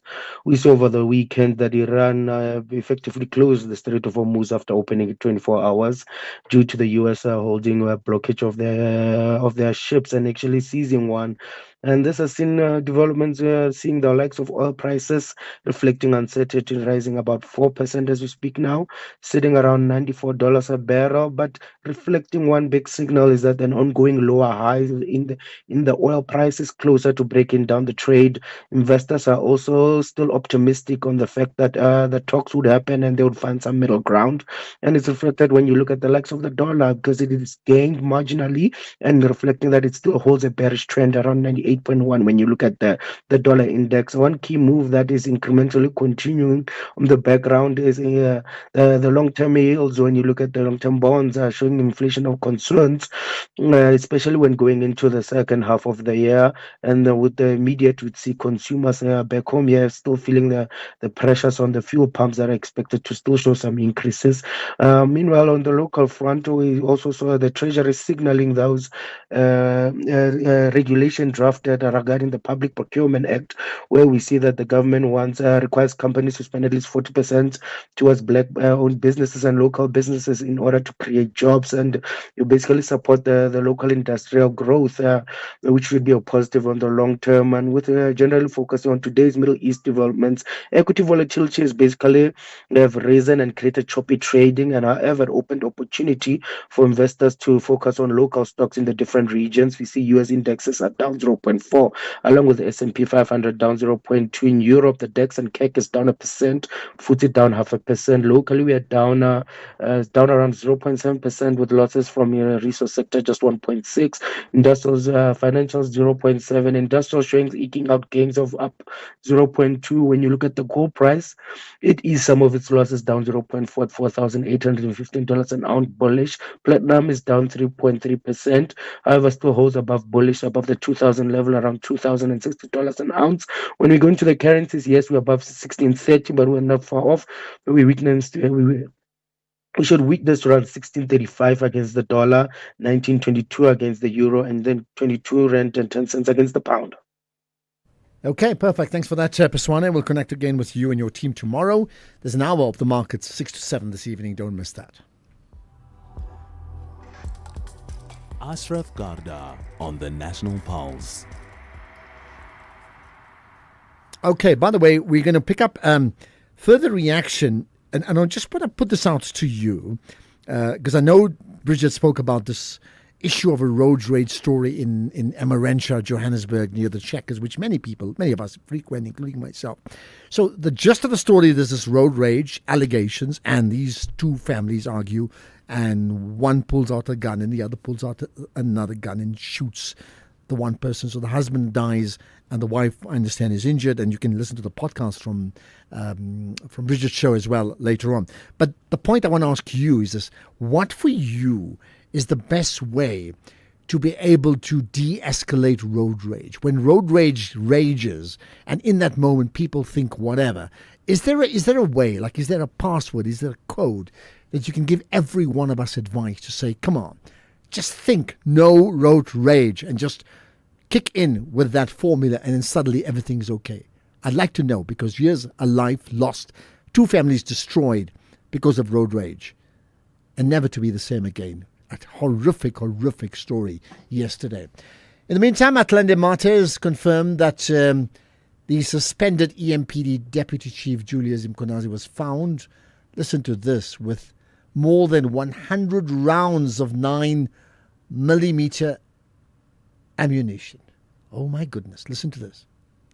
Between that period, between the 9th of March and the 13th of March, it's alleged that Mr. X was roped in to attend court proceedings or to impersonate Mr. Kagiso Lurutla in court because he was allegedly attending interviews for a CFO post, because at the time he was an acting CFO. So that's where the corruption charges stem in, and the fraud charges stem in. For now, we do believe that we have a strong case against the accused, and we are working closely with the prosecution on this matter. So for now, we have two accused on those charges on a case that emanates from 2019, where it was only brought to our attention shortly after the task team that is investigating allegations of corruption, political interference, was established, I think, in February. So that is when the case was brought to our attention, and our investigators then started with the work. So that investigation is what has brought us here today. Okay, there we are. I mean, that is just the most bizarre story as well. And in a world that suddenly, everything is like believe it or not, isn't it? Comment on the spam calls conversation we had with Carmel Ali earlier on. Afternoon, Ashraf. It's Bongani in Devon. The spam call problem. That thing, I don't even know if we will win one day. I receive like more than 50, 60 something, close to 70 calls a day. Every day. I started blocking those numbers, and now, but you still receive some, and some you decide to answer and then they put it down. Now, this thing of opting out, I don't know how many times we're going to have to do it until they stop, because there's so many of these companies calling with different numbers. So if you opt out on one, what's going to happen to another number that comes from the same company? I'm going to opt out on one number and then I'm out of that company, or on that number. I don't understand this thing, how it's going to stop. Well, look, it's early days. It's early days now. I think it's not opting out of a company. It's opting out of whether you would like to receive direct marketing or not. So if you get asked a question and you say, I do not wish to receive any direct marketing, then you cannot by law receive it. And if you do, then you can take them, to task. But I mean, practically, you know how difficult that's going to be. The problem is, why can't they do it the other way, which is what I've suggested? You have an opt-in, and they market only to those that opt in. Why are they not doing that? Afternoon. Unfortunately, when tempers get high and you have to feel like you have to defend yourself, anything can go. So the only thing that I can say is do not leave your vehicle. Shout, throw fingers, do not leave your vehicle. Do not leave your vehicle. And stop fighting with strangers. You don't know who you are fighting with or what they are going through. And none of us is tough enough to withstand a knife or a bullet. Stay in your car, don't fight with strangers. Well, there you are. I mean, like in that case, I'm not even saying who's right and wrong, but they took it too further and too far. And now you have a child in grade 1 and grade 3 who don't have a parent, and the mother badly damaged, I understand, in hospital because she was shot in the arm as well. Like, what a story. I Ashraf, shocked to hear about this incident at Houghton Golf Club, discrimination against this gentleman for having a Palestinian flag or symbol. So if it was Easter and a golfer went there with some, prominent Easter bunnies or a cross or anything, would the same discrimination be applied? Or someone has a large Star of David on his chest, clearly visible necklace, or a wristband with Israel on it, will the same discrimination apply? And will they ban such other people? Actually quite shocking, and actually I hope he takes it up with the Equality Court. This is unconstitutional, this type of discrimination, no matter what the golf club rules are. Well, interesting point you bring up. So, I mean, therefore I'm opening it up to conversation. What are the limits regarding religious expression, firstly, and then what are the limits regarding political or human rights expression? So now this is not religious expression. There's a person, South African, who may not even be Muslim. I don't think so. But I may be, incorrect there, but I don't know, right? But who's actually come up and felt that he will have a Palestinian flag in solidarity, in fact, with his own government, right? But that's on a golf course. And again, maybe a private golf course. Would it be owned privately, or it's part of the Joburg City on long lease, which is interesting as well? I don't know. The point is, what are the limits regarding that? So your point is interesting. What happens if somebody else brings up another, like you say, an Israeli flag in a predominantly pro-Palestinian organization? By the same token, should they then refuse that person entry? That means, is it about freedom of expression, or is it about ethics that you take? And if you feel a person supporting a cause that is unethical, then you bar them because that would be your right, if that's what you think. Hey, teach me something I don't know. Michael in Durban, hi. Yes, how are you? I'm good, right? Go for it. What's your point, Michael? No, I wanted to comment with regard to Mandamela's media briefing yesterday. Yeah. No, but there is some truth in what she was saying. Because if you look at all of these top-ranked police, they live luxury life. How do you afford luxury life being just a police officer? Look at Nkosi, everything was displayed, his salary and everything, but they are living large. How do they live such life? So it tells you they are open to criminals, they are open to bribery, and they are open to all sorts of things. I think Panama Simula is also one of the weakest commissioner we have. He might have nothing at the moment, but he's very weak because all of these things were just happening under his watch, under his nose. What leadership he provided over the SAPS? Okay, I hear you. What leadership? If you are a CEO of the organization, you should take some form of accountability with all of these deputies. Now, all of them are corrupt, but it's also there. Tell me, where you are leading the organization. Okay, Michael, you made your point, I think, very, very strongly at that. And again, it speaks to just on repeat poor leadership that we hear about every single day. Thanks for that. JCK, if you can be quick on this one from Musina, hi.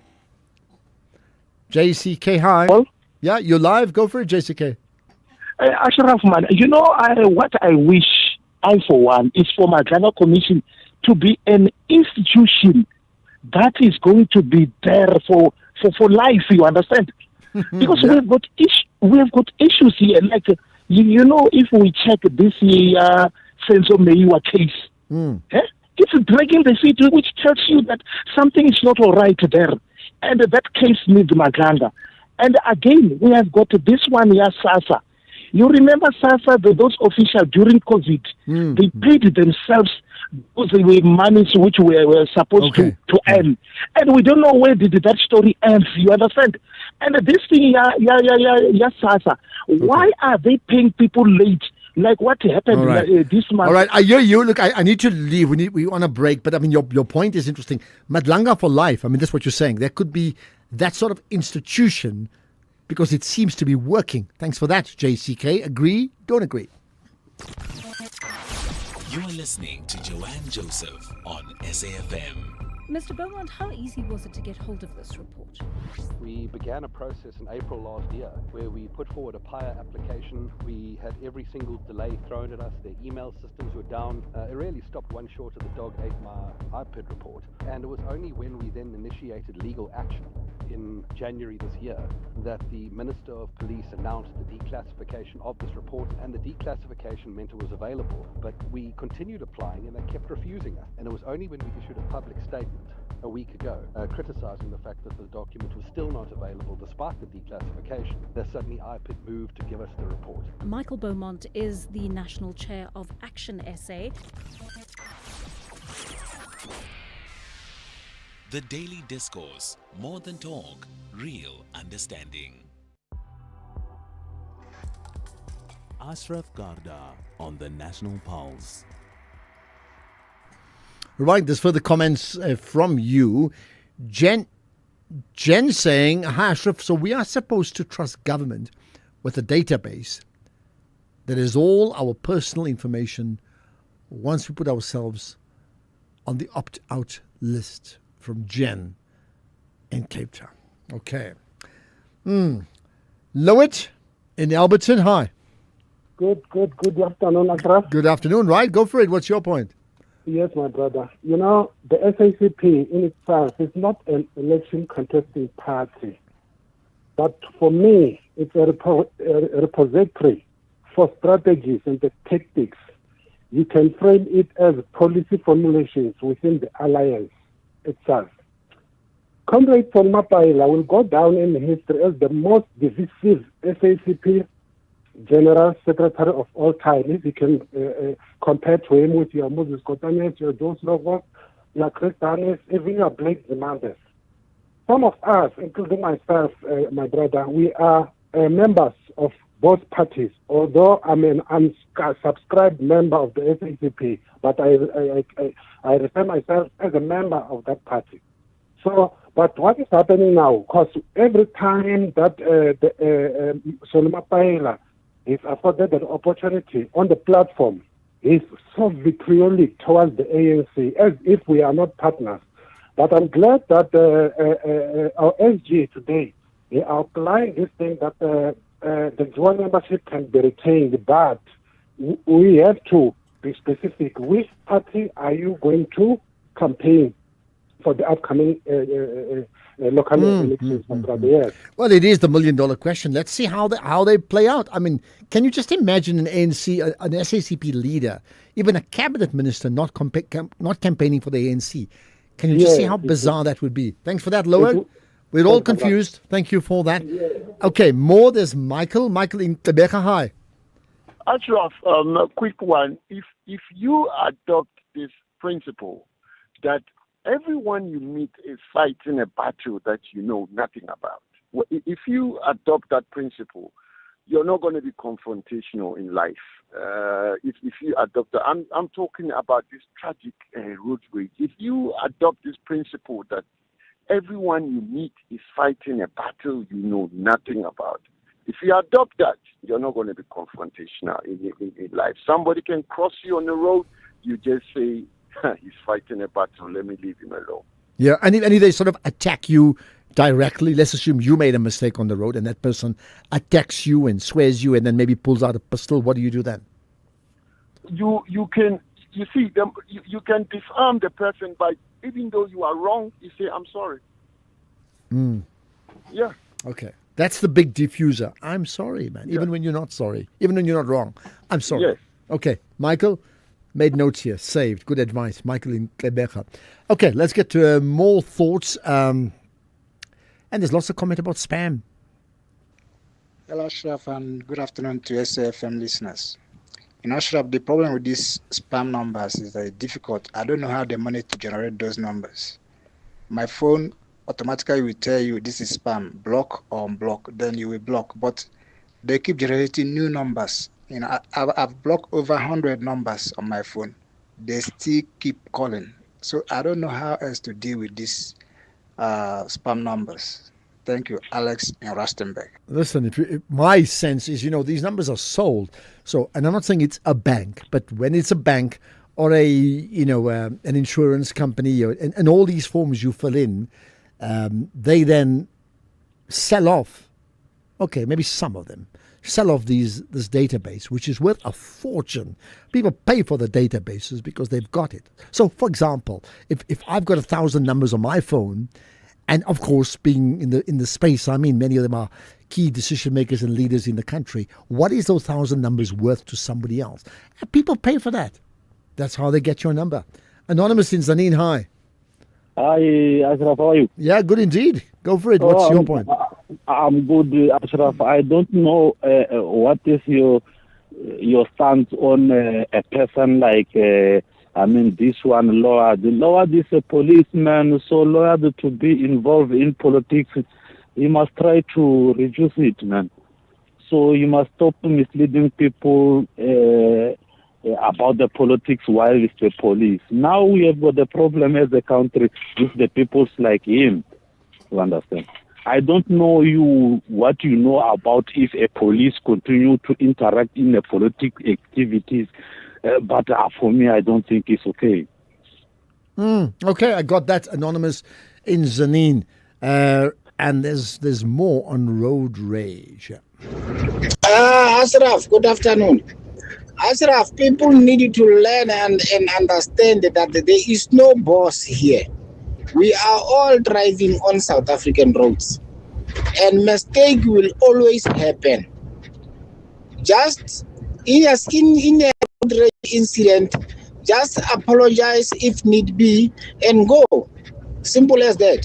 Because immediately you take decision to get out of your car and that person get out of his or her car, one will die and another one will go to jail.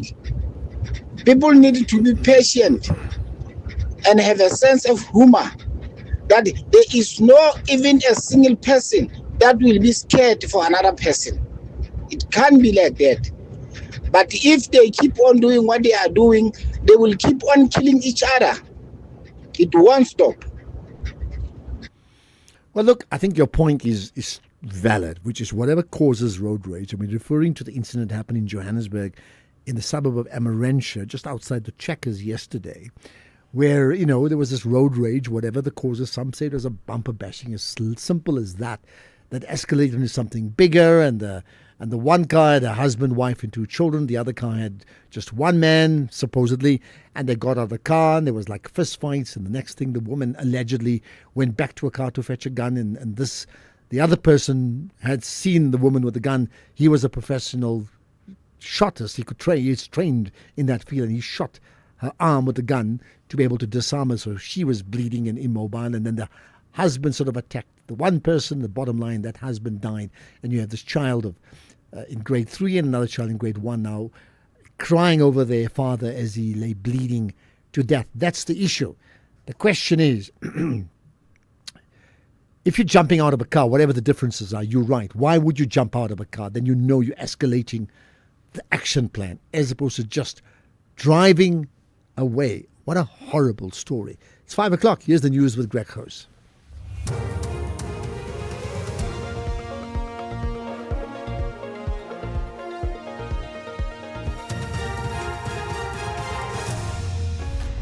Thank you, Ashraf. A sad story indeed. Minister speaks on election date and a deadline for ANC and SACP members. Good day to you.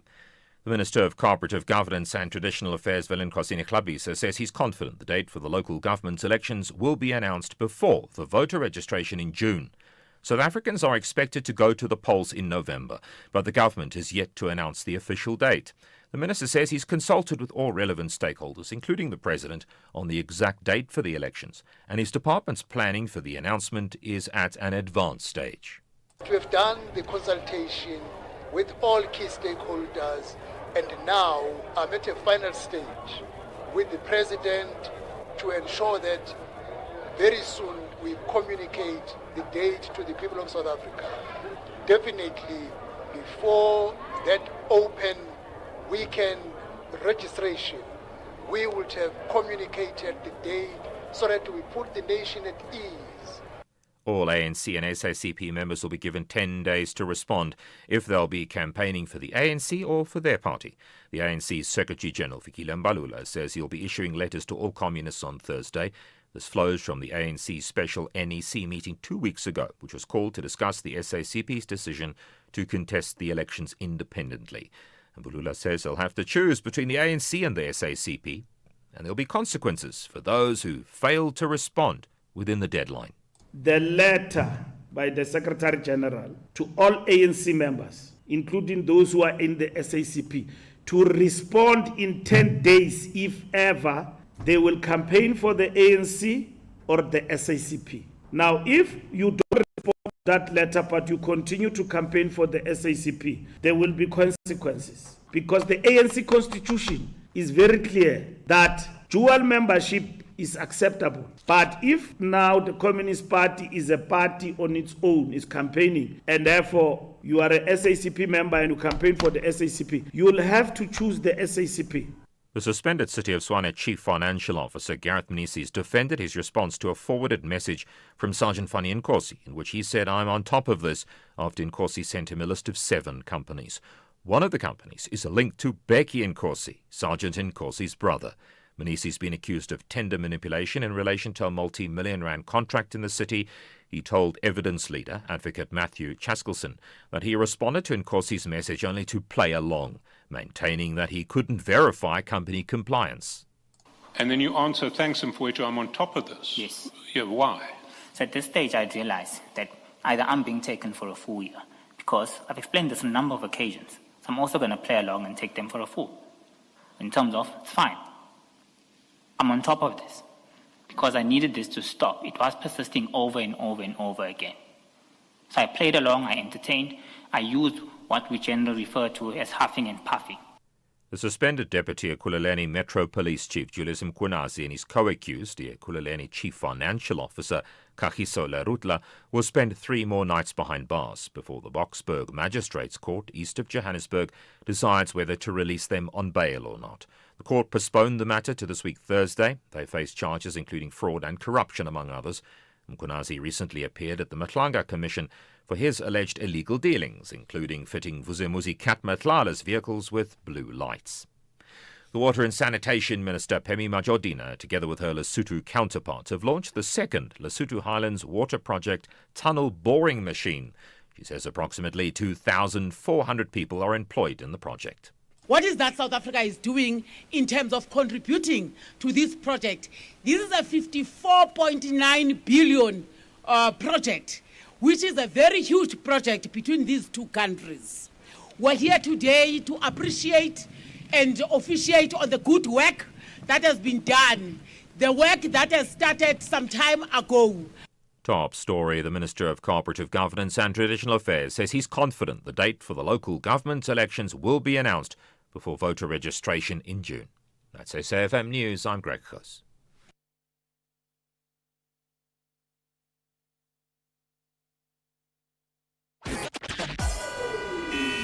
SAFM, guiding you through the rush hour traffic. Good afternoon. Pretoria first up with a heavy backlog on the mighty Mopani Highway, queuing up from Eski and Patrelli all the way around the bend and just up onto Theo Martins. Very slow getting up on that Mopani Highway today. Some roadworks on the M1 South around Olifantsfontein. That's a touch slow as you head down towards Joburg. Earlier crash on the N3 South just before London Road, causing a delay from Buccleuch interchange. And that crash that we told you about on the N12 eastbound at Craft Road, that's being cleared and that traffic is flowing a lot better now. There is a collision around the Jet Park area, R21 South. So if you're leaving the airport on your way to Boksburg, being held by that, and then some traffic lights out on the other side of the N12 R21 at North Rand Road. That big junction, no lights there. M2 into Germiston, quite heavy with a clog down towards Refinery Road. Now, Durban, a series of breakdowns earlier going south into Spaghetti Junction. They have been cleared. That's the good news. So that backlog is starting to make its way out. There is some queues on the N3 between Sherwood and Spaghetti Kelly Junction as you leave Durban and try to get through the interchange towards the Pinetown and Pietermaritzburg side. And Cape Town, a crash on the N2 inbound at the airport. That's a heavy queue coming through from the airport runway up towards the airport exit. That's on the inbound side. Outbound fairly slow with the onlooking factor. With your traffic updates, I'm Rob Byrne. In your headlines this hour, Blitzbox success built on trust and graft, says Fisser. Dadla confident that Durban City can still finish in top 8 despite defeat, and Pierce secures final Commonwealth Games spot as Kutza shines in Gqeberha. More details at 5:30. The National Pulse with Ashraf Garda on SAFM. You're listening to the National Pulse, weekdays 3 to 6 p.m. By the way, you know the story. If you're looking for a podcast of a conversation we've had overnight, just go to the website. It's probably the best way to find it, safm.co.za, right? That's the one thing. Madlanga Commission, you know we don't do live ball-by-ball, blow-by-blow coverage any longer as part of a new plan, a new vision in terms of how we roll it out to you. But there's bigger analysis, and that comes up around 5:45, so listen out for that. In the meantime, there's further comment regarding what's happened as per the conversation of the media briefing that took place from the suspended Mpumalanga Police Commissioner, Lieutenant General Daphne Samakaleng Manamela. We'll talk about that next. This Freedom Month, we reflect, we remember, and we celebrate how far we've come. 30 years into democracy, South Africa continues to shape a future grounded in justice, equality, and opportunity for all, under the theme Freedom and the Rule of Law. 30 years of democratic citizenship. SAFM will bring you all things freedom, the voices, the stories, and the conversations that matter. Join us as we honor the journey and explore what freedom means today. SAFM, leading the conversations that move us. Ashraf Garda on the National Pulse.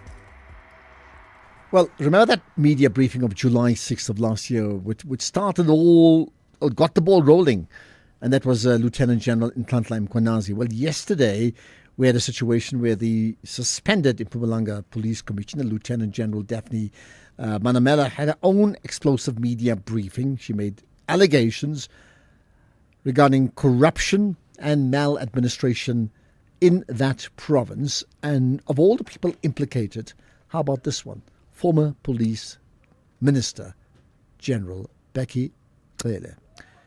Let's get the thoughts from the policing aspect with the South African Police Union spokesperson, Lesiba Tabakhali. Appreciate your time. Thanks for joining us here on the National Pulse. Thank you for having us, and greetings to your listeners. Thank you. Well, I mean, from your side as a policing union, so that would be all, police officers sort of belong to your union. What do you make of the type of allegations we've just heard and fingering of the former police minister Bheki Cele? Yeah, I mean, we were shocked to hear, those very serious allegations that were made by the suspended provincial commissioner. And when you look at them, they are very serious in nature, and most of them, they are criminal related. And that is why we are then saying that since we do have a current process of Madlanga Commission, we hope that the president would then look into expanding the terms of reference and also include Mpumalanga in this regard, because those allegations, they seem to be revolving around that. And anything that is of such serious in nature, it has to be given attention. And since the commission is on, we believe it is then a right time for the president to really include it instead of starting another commission or having any other process unfolding in this regard. Fortunately, there is this commission indeed. And speaking about political interference allegations, I mean, for the longest time, us as a union, we have been, saying it, more especially when it comes to SAPS, to say political interference, it is one of the issues that are clearly making policing not to really go well. And politics have killed policing. I think for the longest time, SAPO has been saying that, and we are still maintaining the very same. And hearing allegations that revolve around political interference, it really brings the position that we have been saying for the longest time to say politics must be taken out of policing. Policing must be allowed to run as a machinery that would run as it's supposed to, without any form of interference, being it by politicians, being it by anyone else. And in terms of the allegations, how much of it matters, considering that the person who was making the allegations is actually suspended? Yeah, no, we are aware of the suspension of the PC or the provincial commissioner and the board of inquiries that has been set up, in order to deal with allegations, which some of them they involve around misappropriating or misusing the T-Club monies from different police stations and other issues around that. We take note of that to say, she does have a cloud on top of her head. But the allegations that she has made in this regard, since they seem to be serious in nature, they must follow processes where they need to be investigated to really look at how eligible they are in this regard. I think the very same time when the 6th of July 2025, the news broke when the expose was made. Our principle, it remains to be the very same, to say that where there's allegations that are being made, they need to be investigated, and further processes must unfold in this regard. And remember, no one in South Africa is above the law. Everybody, we all subject ourselves to the rule of law. And if there's such damning allegations that were made, it is only fair for them to be investigated and to really get to the bottom of it. And we believe the Commission will also be able to assist in regards to those types of issues. So it's already come through to say this would be an obvious addition to the Madlanga Commission. I mean, you concur with that? Please rephrase your question. No, these allegations should be an obvious inclusion now, addition to what's being investigated and brought up in terms of witnesses at the Madlanga Commission. You agree with that?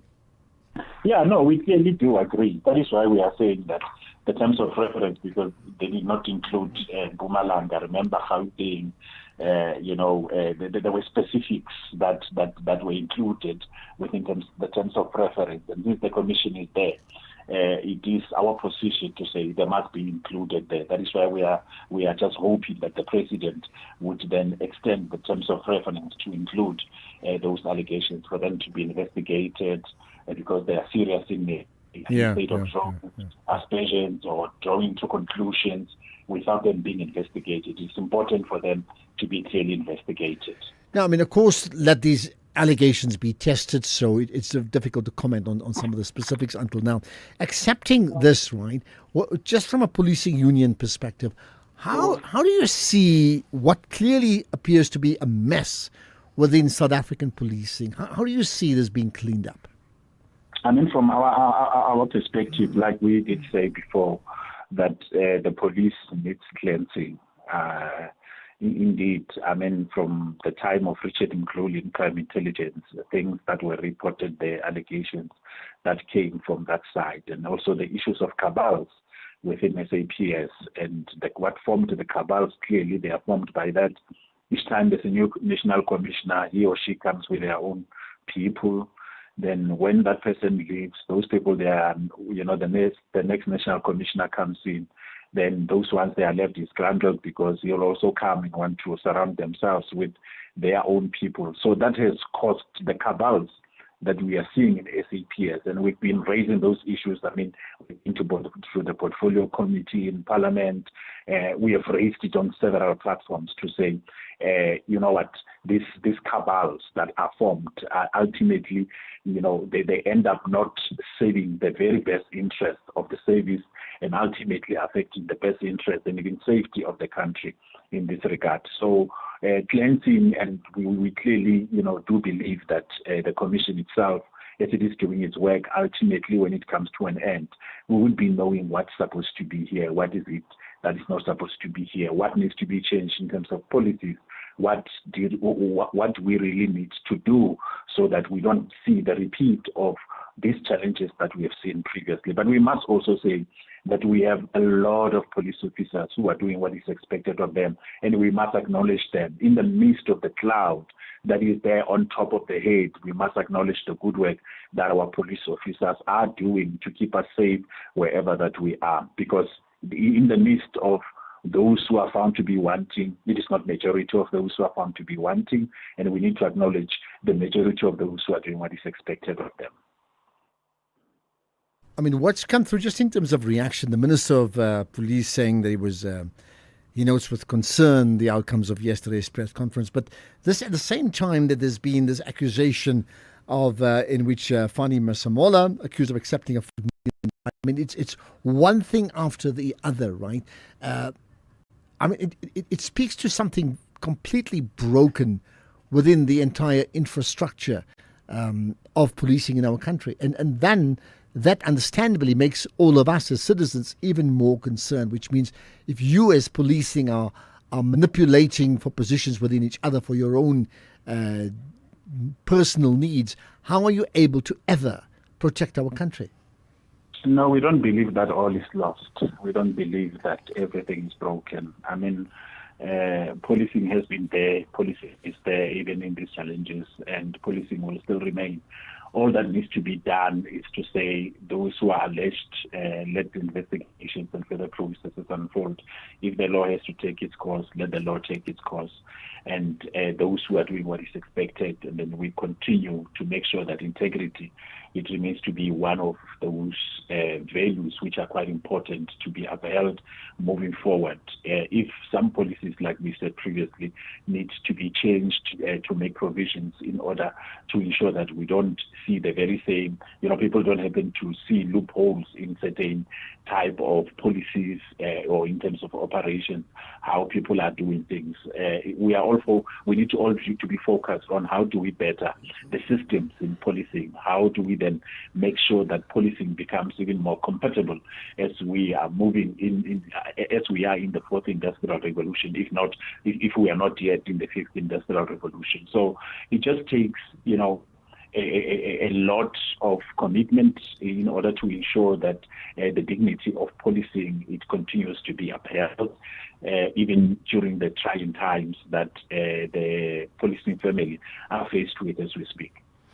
Okay, let's leave it at that. Lesiba Tebokhale, South African Policing Union spokesperson. Let's get reaction from you on that.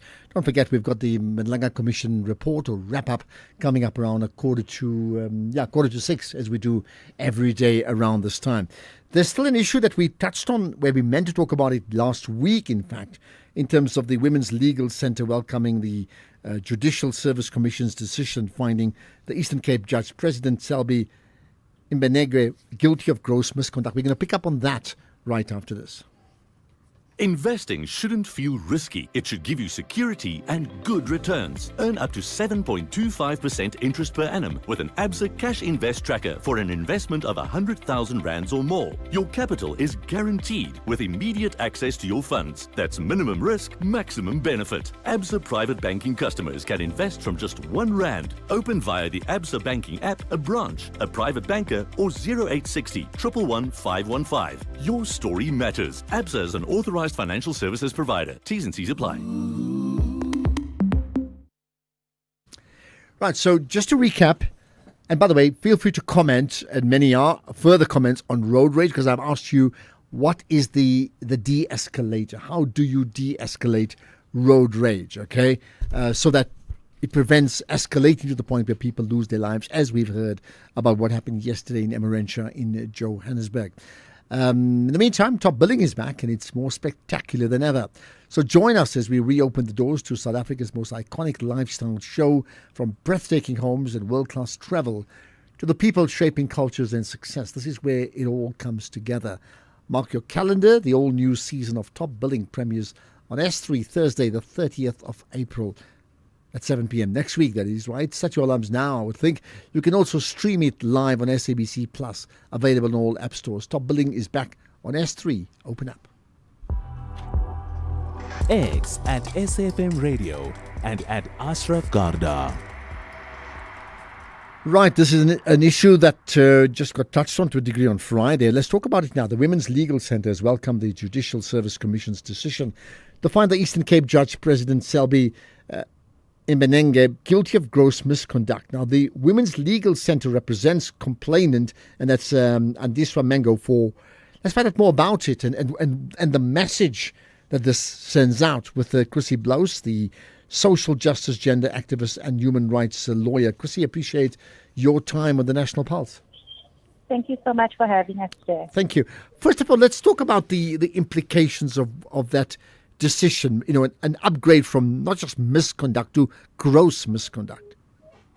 So I think the first big consequence or significance of that decision is that there is accountability at all levels. I think that overturning and upgrading of the JCT decision, which found misconduct at a simpler level, and that upgrading it to a finding of gross misconduct, sends an unequivocal message, a clear message to everyone that there is a zero tolerance policy towards sexual harassment, and that is for everyone, accountability at the highest level, including our judicial officials.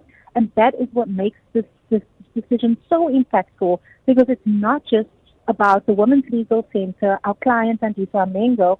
It actually is about protection for all women in the legal profession, in our court spaces, but also for all women in society within the workplace. Our laws have long said that the employers need to take a zero tolerance approach towards sexual harassment. Our law recognizes that it's a form of violence against women, that it is a form of discrimination against women in the workplace. And so that is the magnitude of this decision. It's the first time in South African history that a sitting judge has been held accountable for a complaint of sexual harassment and has been processed through the judicial accountability processes. So this is a landmark moment and decision for the country as a whole. And interesting, you're making the point, it's the very first time we're talking about a sitting judge. I mean, why do you think it's taken that long? So either it didn't happen or what? Yeah. So I think that we can never assume that it has never happened before. I think what has happened is that we must look at the power imbalances which exist in the workplace, which is the very reason the Women's Legal Centre first became involved in this matter. We have been fighting against violence for women, against women. That is a thematic focus area of ours, and statistics show us how pervasive the nature of violence is. And if we look at the work, which is a microcosm of our society, then we must assume that violence is as rife in the workplace as it is in society. But what happens in the workplace is that we step into spaces of unequal and imbalance of power, because where a woman comes into a workplace, she comes with her identity. And so you find that where you are a junior person within the workplace that has to report to and endure the misconduct by a senior person, and we take all of your other vulnerabilities, that then compounds the way we report violence within the workplace. And I think that is what makes this decision so landmark, because it shows women that there are accountable systems that can hold not only space for their lived experiences and their different vulnerabilities, but also believes them. Now, I mean, we know that, this was a finding of the Judicial Service Commission itself, because we're talking about a judge and that would be within their domain. But in reality, I mean, these sort of things could occur on a daily basis, even outside the legal spaces in the workplace, right? Outside, breaking the law, if that has happened, does it speak to maybe a complete rethink in terms of the culture that we as human beings engage each other in the workplace? Mm-hmm. No, that is your question is spot on, in the sense that we must remember that we still live in a very patriarchal society. We live in a society in which women and their bodies are viewed a particular way, and that is not by accident, it's not by default, it is by design. It is based on our colonial past, And those principles still live even within our court spaces at times. And so you're so right, like there needs to be a complete mind shift and attitude in terms of the stereotypes around women and the way in which they experience violence. And we saw some of those stereotypes even within this case in when we critique women because they didn't report it immediately or they didn't have sufficient evidence for it. We see that even in our criminal justice system when we look at violence more broadly. And so that is has been the work of the Women's Legal Center, essentially our core message being that there is no such thing as a perfect victim.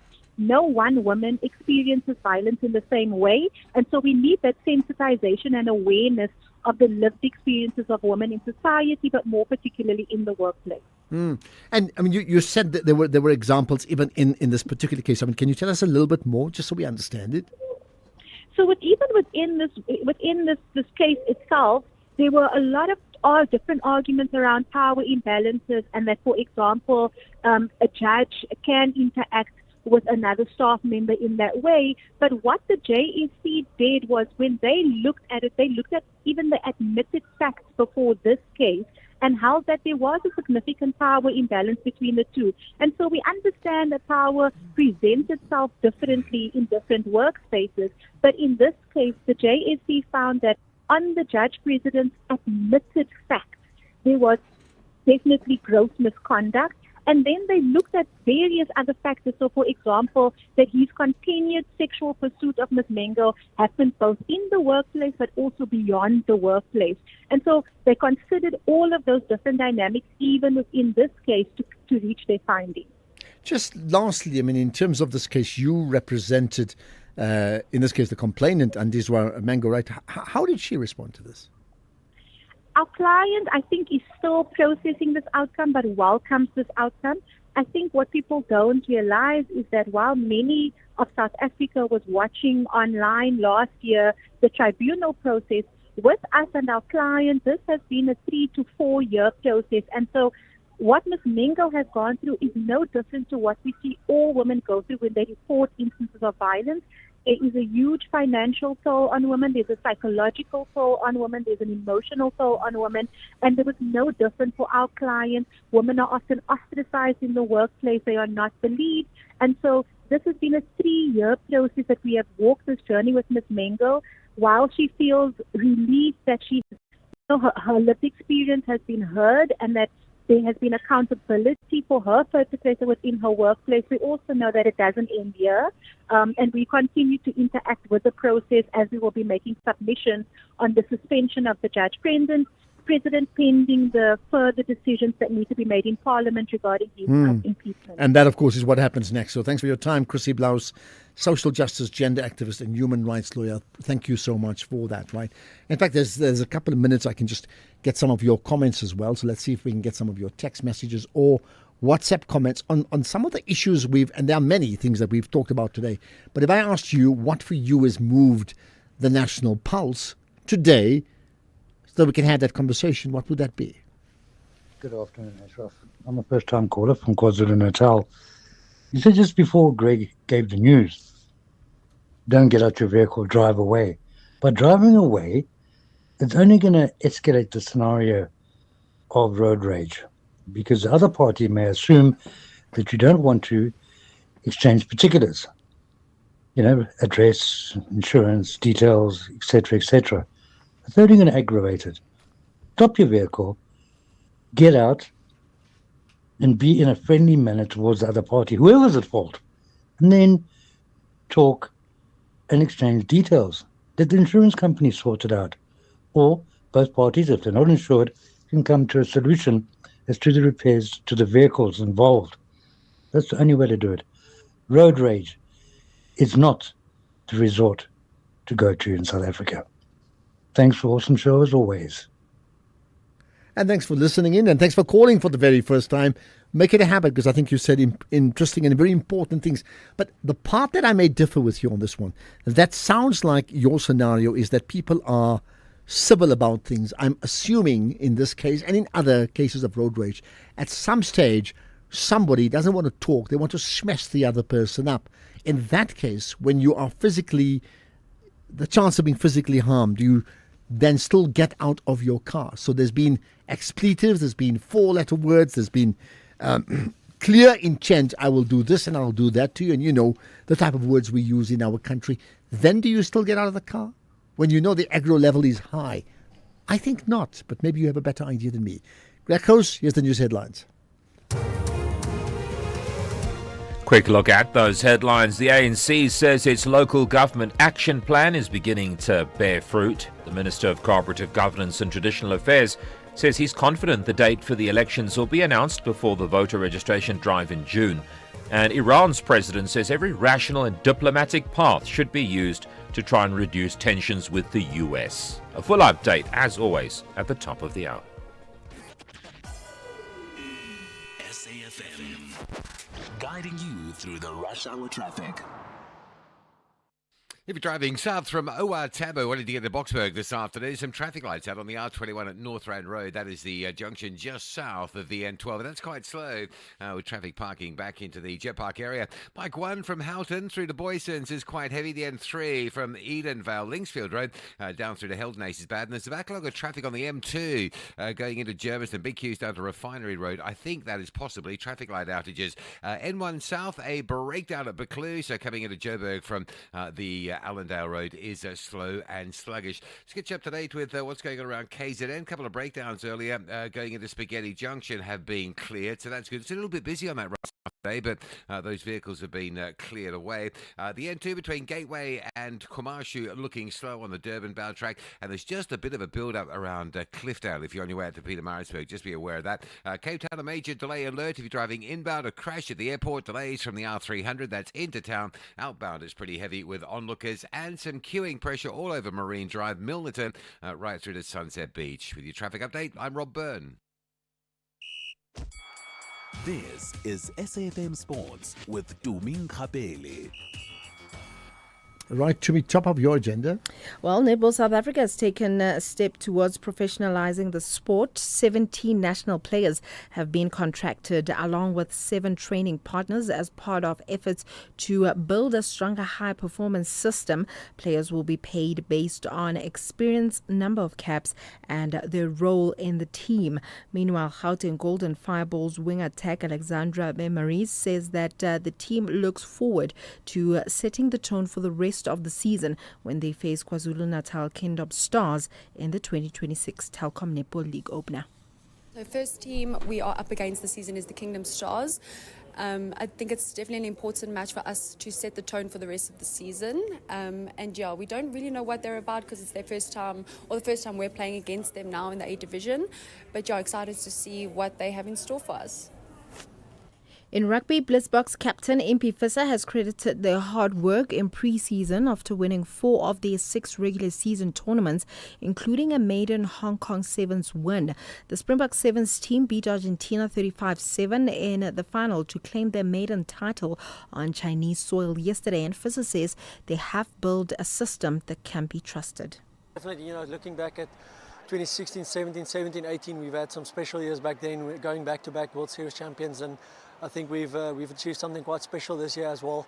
Winning 4 out of 6 tournaments and now winning, basically 4 in a row. And it's just amazing testament to the hard work that's been done over the pre-season. And I think just the buy-in and the belief from the players, that we've built a system that we can really trust and we can really just, put our faith into. In football, Durban City interim coach Peter Gladler says that he's still hopeful that the team will finish in the top 8 of the Premier Soccer League. Gladler says that Sunday's 5-2 loss to Magezi was very disappointing, and he says that the team needs to improve, especially in defence.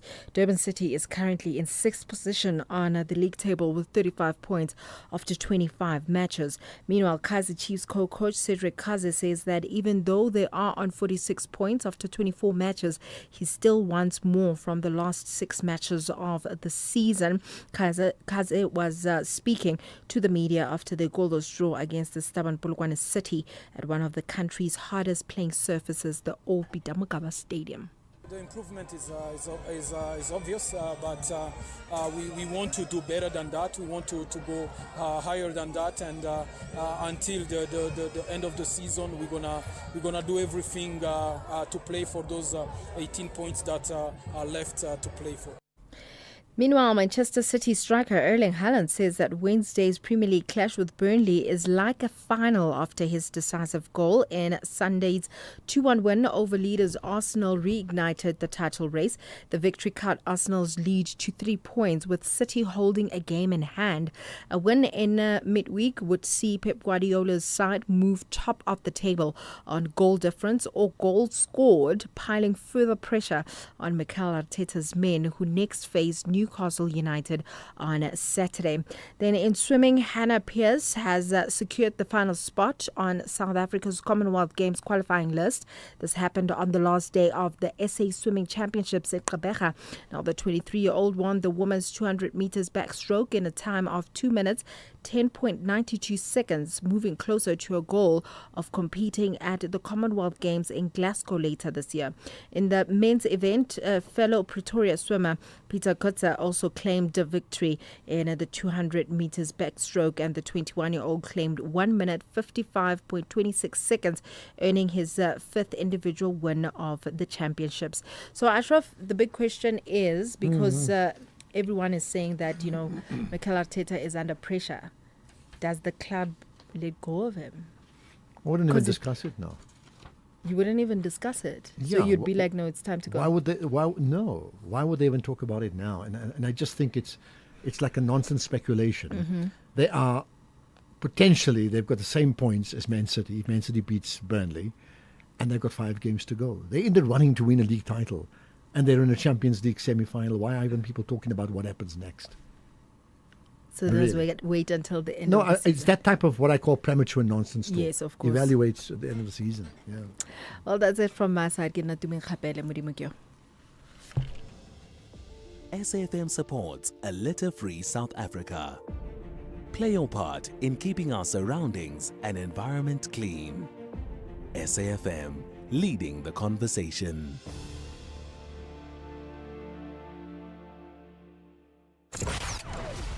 Economic news on SAFM. Facts and figures you can count on.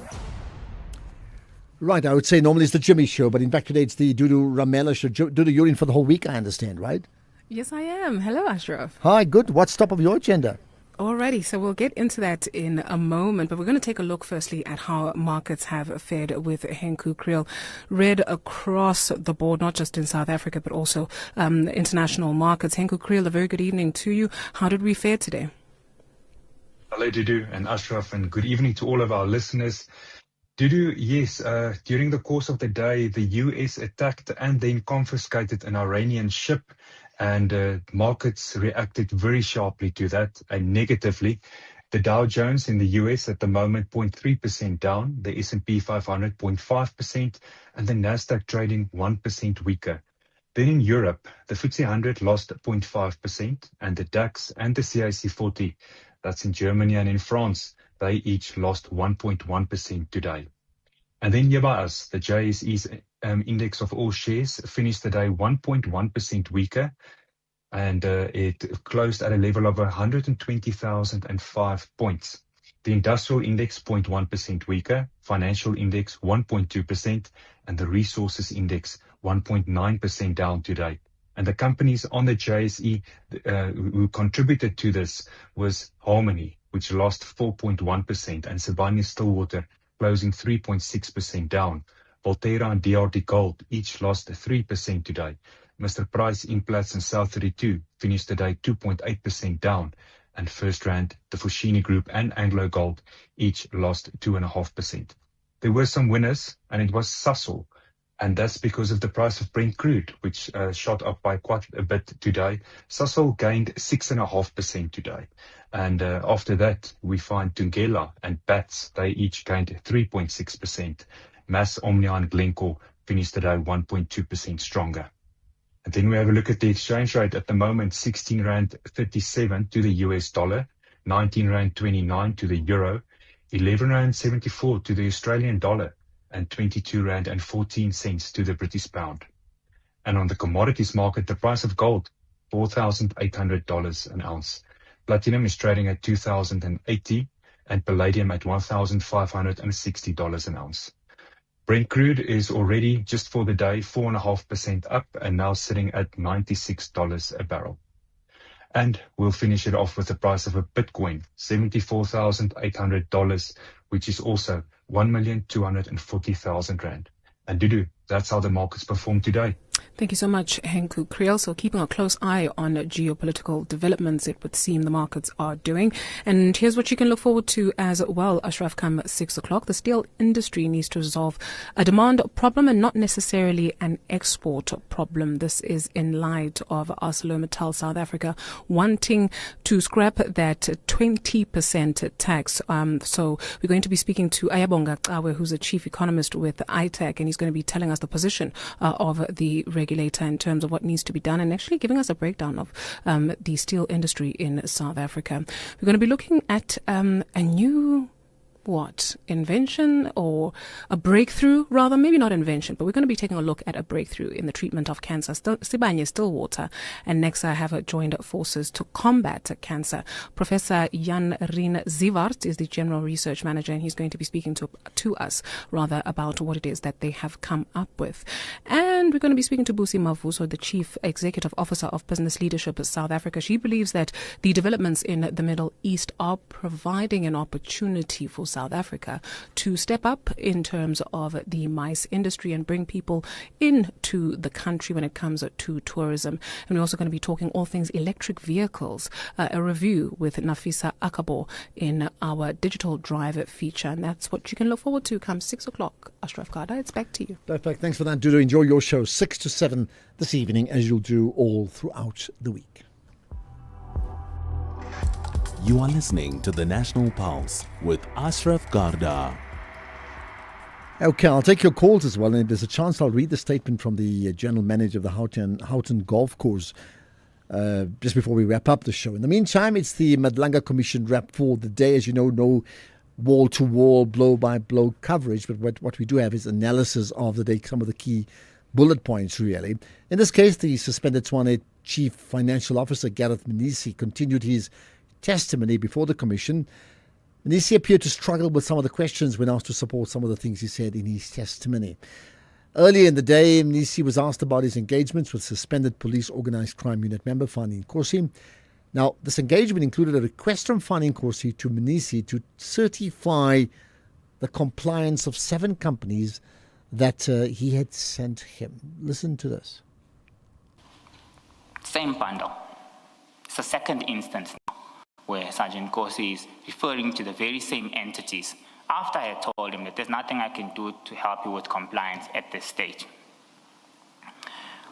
Clearly, this is like a reminder now. And the date now, Chair, is the 18th of March, 2025. 2 instances I'm referring to, 11th of March, 7 days later, 18th of March, is clearly a reminder because he's seeing that I'm not doing anything about the request that he had sent. Of course, before he sends this message, we do go on a call. And in that call, he does request me, did you remember to check compliance? I say, I don't even remember the entities you have sent to me. The call ends, he immediately sends me those 2 entities.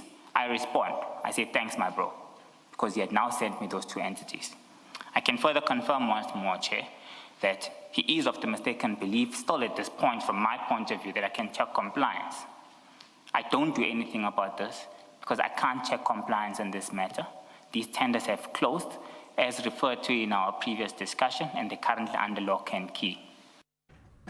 Now, the evidence presented before the Commission showed that Nkosi sent the list to Mnisi to manipulate the tender process, and the Commission's chairperson, Justice Mbuyiseli Madlanga, maintained that Mnisi was cooperating with Nkosi despite saying he had no powers to check compliance.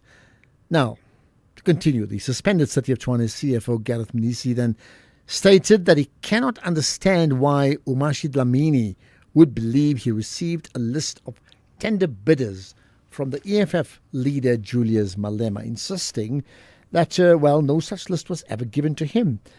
Now, this is what the Chief Evidence Leader Advocate Matthew Cheskelson asked Mnisi. Just listen to this. That list of 7 companies to you, to check if it's the same as a list that he assumes Mr. Malema has given to you. CRC Juju, you'll accept, is Mr. Malema. I accept. So,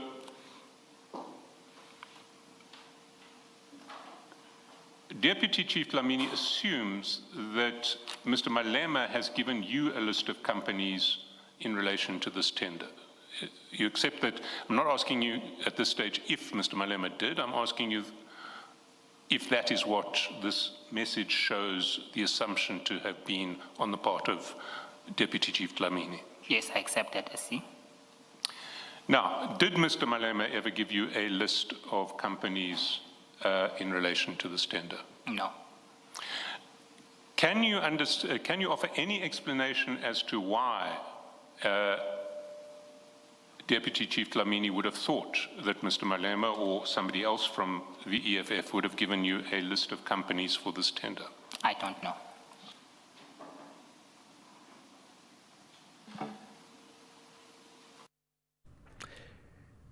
Right, and there's more. Then later on in the day, the suspended City of Tshwane CFO, Gareth Mnisi, was asked about conflict of interest. Mnisi believed that he has no conflict of interest in relation to Ngapesheya, a company owned by Sergeant Nkosi's brother. Mnisi says he's not friends with Nkosi's brother, but a friend of Sergeant Nkosi. Does that sound a little bit confusing to you? Okay. Oh, no, you went quiet, I thought. No, I'm sorry. Okay. Please continue. Please continue. Secondly, Chair, me providing general advice on a bid that's outside the city without any expectation of inducement, payment, or anything of that nature, it can't say I've got a conflict of interest because I'm not interested in that. It's a general way of providing advice. Like I'm also saying, had it been at the city as well, if the prescription process was still open, it's normal to do that. And it's acceptable on a general terms. Secondly, in terms of the conflict of interest, I've got no interest in his brother's company. He's my friend. So, Chairperson, by virtue of people being friends with me, now, for an example, everyone needs to disclose wherever they are because I'm the friend of a CFO of another institution for argument's sake. That's a bit difficult, Chair, because I've got no interest in that. I'm not friends with his brother. I'm his friend. So conflict of interest and another individual suffering as a result of this friendship would be extremely harsh. I had no interest. I was promised no gratification. Hence, at this point, I can formally confirm and disagree with the notion that I was conflicted. I was not conflicted on two aspects.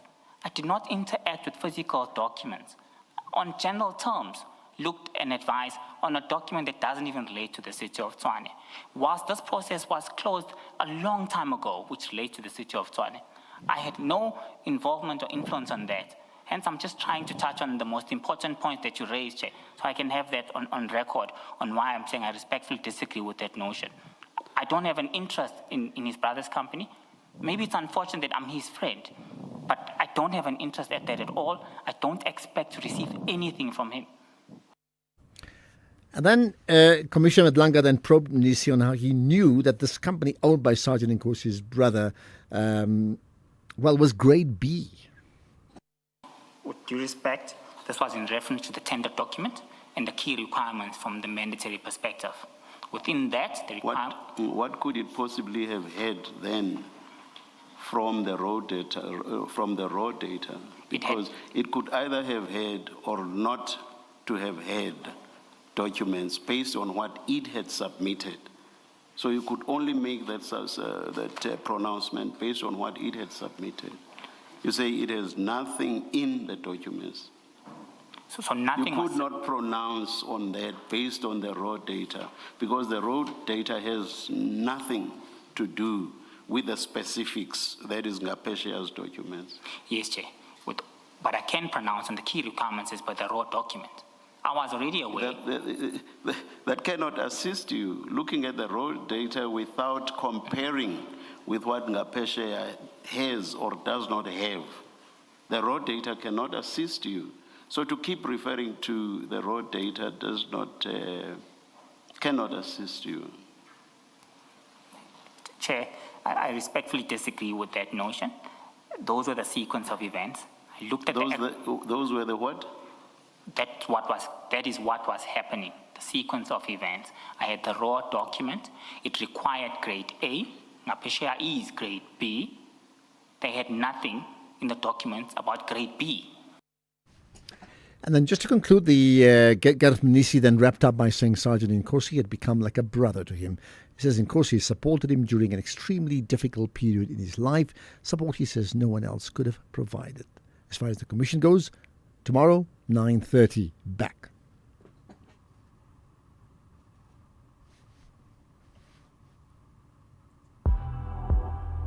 X at SAFM Radio and at Ashraf Garda. Okay, we're going to get to some of your calls. By the way, I got a tweet firstly from Lionheart to say, please check this out. And this comes from what appears to, and I think it's in KZN, that there's been a attack, and I have to use the word in inverted commas, from people trying to target people who are undocumented or foreign nationals. There's been further videos on that. It's all unconfirmed at the moment, but it's on social media. If you know much about it, maybe a quick call. You can, share with us your what you know in terms of an eyewitness, what's happened, if indeed it is KZN, if indeed, and I am saying that, right? Okay, let's get to some of your thoughts. Your response on de-escalation of road rage, Ashraf Garda, Yalezo here in Mthatha. I think generally, not just on the road, but generally as a human being, people must learn to exercise patience, tolerance, and also a level of maturity. Some things are not worth to fight for. We also drive, but sometimes a person is wrong, but you just look away and just move on. It's so unfortunate that this guy had to die in front of his child as well. Thanks. Thank you. Just a terrible, terrible story indeed. Hi, Ashraf. Great show as ever. I'm just going to comment on that road rage story. I think the problem here are the guns. If neither of these people had guns available, probably everybody would be alive. Maybe there would have been a bit of fisticuffs, and at the end that would probably got sorted out. But with the guns involved, and people now in a rage, they forget about everything. Anybody that knows anything about the gun laws in this country, I mean, just pulling that weapon out and pointing at somebody will put you in jail. So in this case, the people completely lost their minds and then started shooting without thinking about the consequences of what they were doing. Thanks, Mike and Kabecha. Thanks, Mike. Mike, you say everything that my wife and I spoke about, Jamila. We spoke about it yesterday to say, no matter how angry people are, if they don't have guns and, long knives, they don't have that, all they can do, they can fight, they can have fisticuffs, they can probably even smash each other's cars, like bang against it. That's the extent they can go. It is the gun that is the big differentiator in this case between living and not living. And I think the stats from Gun Free South Africa would absolutely prove it. Good afternoon, Ashraf. I've just got back from India, and those who have been to India, Delhi, and those places know what chaos is on the roads, how busy those roads are, how chaotic they are. And something that struck me was there's absolutely no aggression on the roads. As crazy as it is, as chaotic as it is, hooters going, but no aggression whatsoever. Nobody swearing at anyone, nobody showing a finger, nobody doing anything like that. And I still said to the person I was with, I was like, wow, South Africa has got a lot to learn. We get upset with each other on the roads and kill each other on the roads, and we can just go to India and just see how it's done. I tell you what, I'm being so nostalgic. I've been to India twice, okay? So I've been to Mumbai, Surat. And let's start with the obvious. Those roads are chaotic. So you're spot on. People have no idea how crazy those roads are. In the cities, on the highways, sometimes even cows on the roads, like everything happening, right? As far as the highways or freeways are concerned, they don't indicate. They just hoot. But in doing that, the accident rate is like minimal. Somehow that chaotic system just works. So yeah, I'm being very nostalgic. Thanks for sharing that with us. Absolutely. police continue to interrupt. Hi, Ashraf.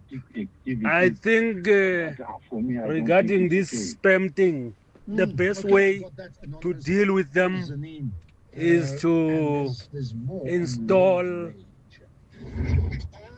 an antivirus which will filter all the calls, the unknown calls in your phone. Literally blocking all the unknown calls. That's what I've did. I received many spam calls which they reflect as in my phone, they reflect as missed calls. Thank you. Manchinga in Eguruleni. And there we are. Spam calls is another on road rage. Afternoon, hi. Ashraf, you're speaking to Michael. I'm calling from Bungeni in Limpopo. Yeah, in regard to the issue of road rage, I think the first thing or rather the rule of thumb is that do not engage, even when the other person is, waving their finger, doing whatever they are doing, yelling at you, just do not engage.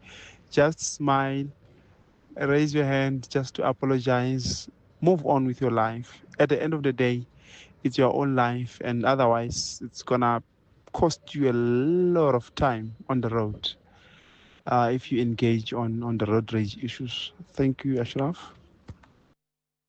You are right about costing life. It really does. As far as the issue of the Houghton Golf Course is concerned, so Louis Seco, this he's a businessman, he's an author, he's done different things. He says he was effectively barred from using the Palestinian flag at the course and then barred from ever coming back to the course again, ever. Right, that's his story. There's been a statement issued by the general manager of the Houghton Golf Course, and I think it's James Lochnan, I hope I've got that pronounced correctly, saying, as a general manager of the Houghton Golf Club, I wish to clarify the club's position regarding the display of flags, banners or symbols of a political or religious nature on club premises. Houghton Golf Club is proudly diverse and inclusive. It is precisely because we value and respect the wide range of backgrounds, beliefs and cultures represented within our membership, staff and guests that the club cannot allow the display of political or religious symbols. Such displays are by their nature divisive and can be experienced as inflammatory or exclusionary by others. The club does not promote, endorse or take positions on political or religious causes. Our purpose is simple and clear. Houghton Golf Club is a golf club, a place of sport, fashion, relaxation and mutual respect. To preserve this environment, all political and religious flags or symbols are not permitted anywhere on club property. We appreciate your understanding and cooperation in helping to maintain a neutral, welcoming and harmonious atmosphere for all who enjoy the club. Okay, believe it or not, is he right or is he not? There you are. Doesn't explain why the person was banned, but maybe that's a follow-up with Louis Seco. We need to check. Maybe hopefully talk to him about that tomorrow. Here's one.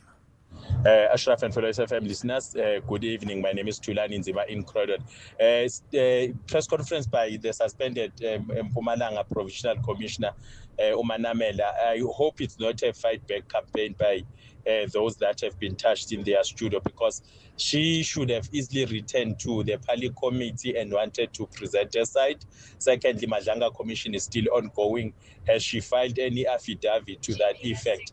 I doubt. Thank you. Okay. Listen, as we wrap up the show, so I did say I've been seeing videos come, and it seems like it's Durban now, Durban proper, so Tegwin, the city, right? There's been people who are protesting and apparently attacking foreign nationals. It's not clear to me.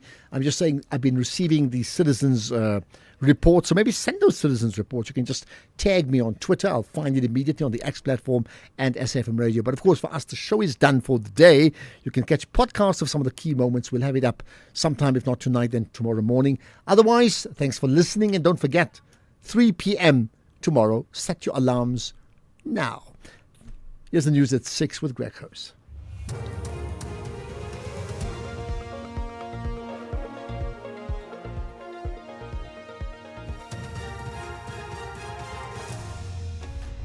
Thank you again, Ashraf. Success with ANC's local government.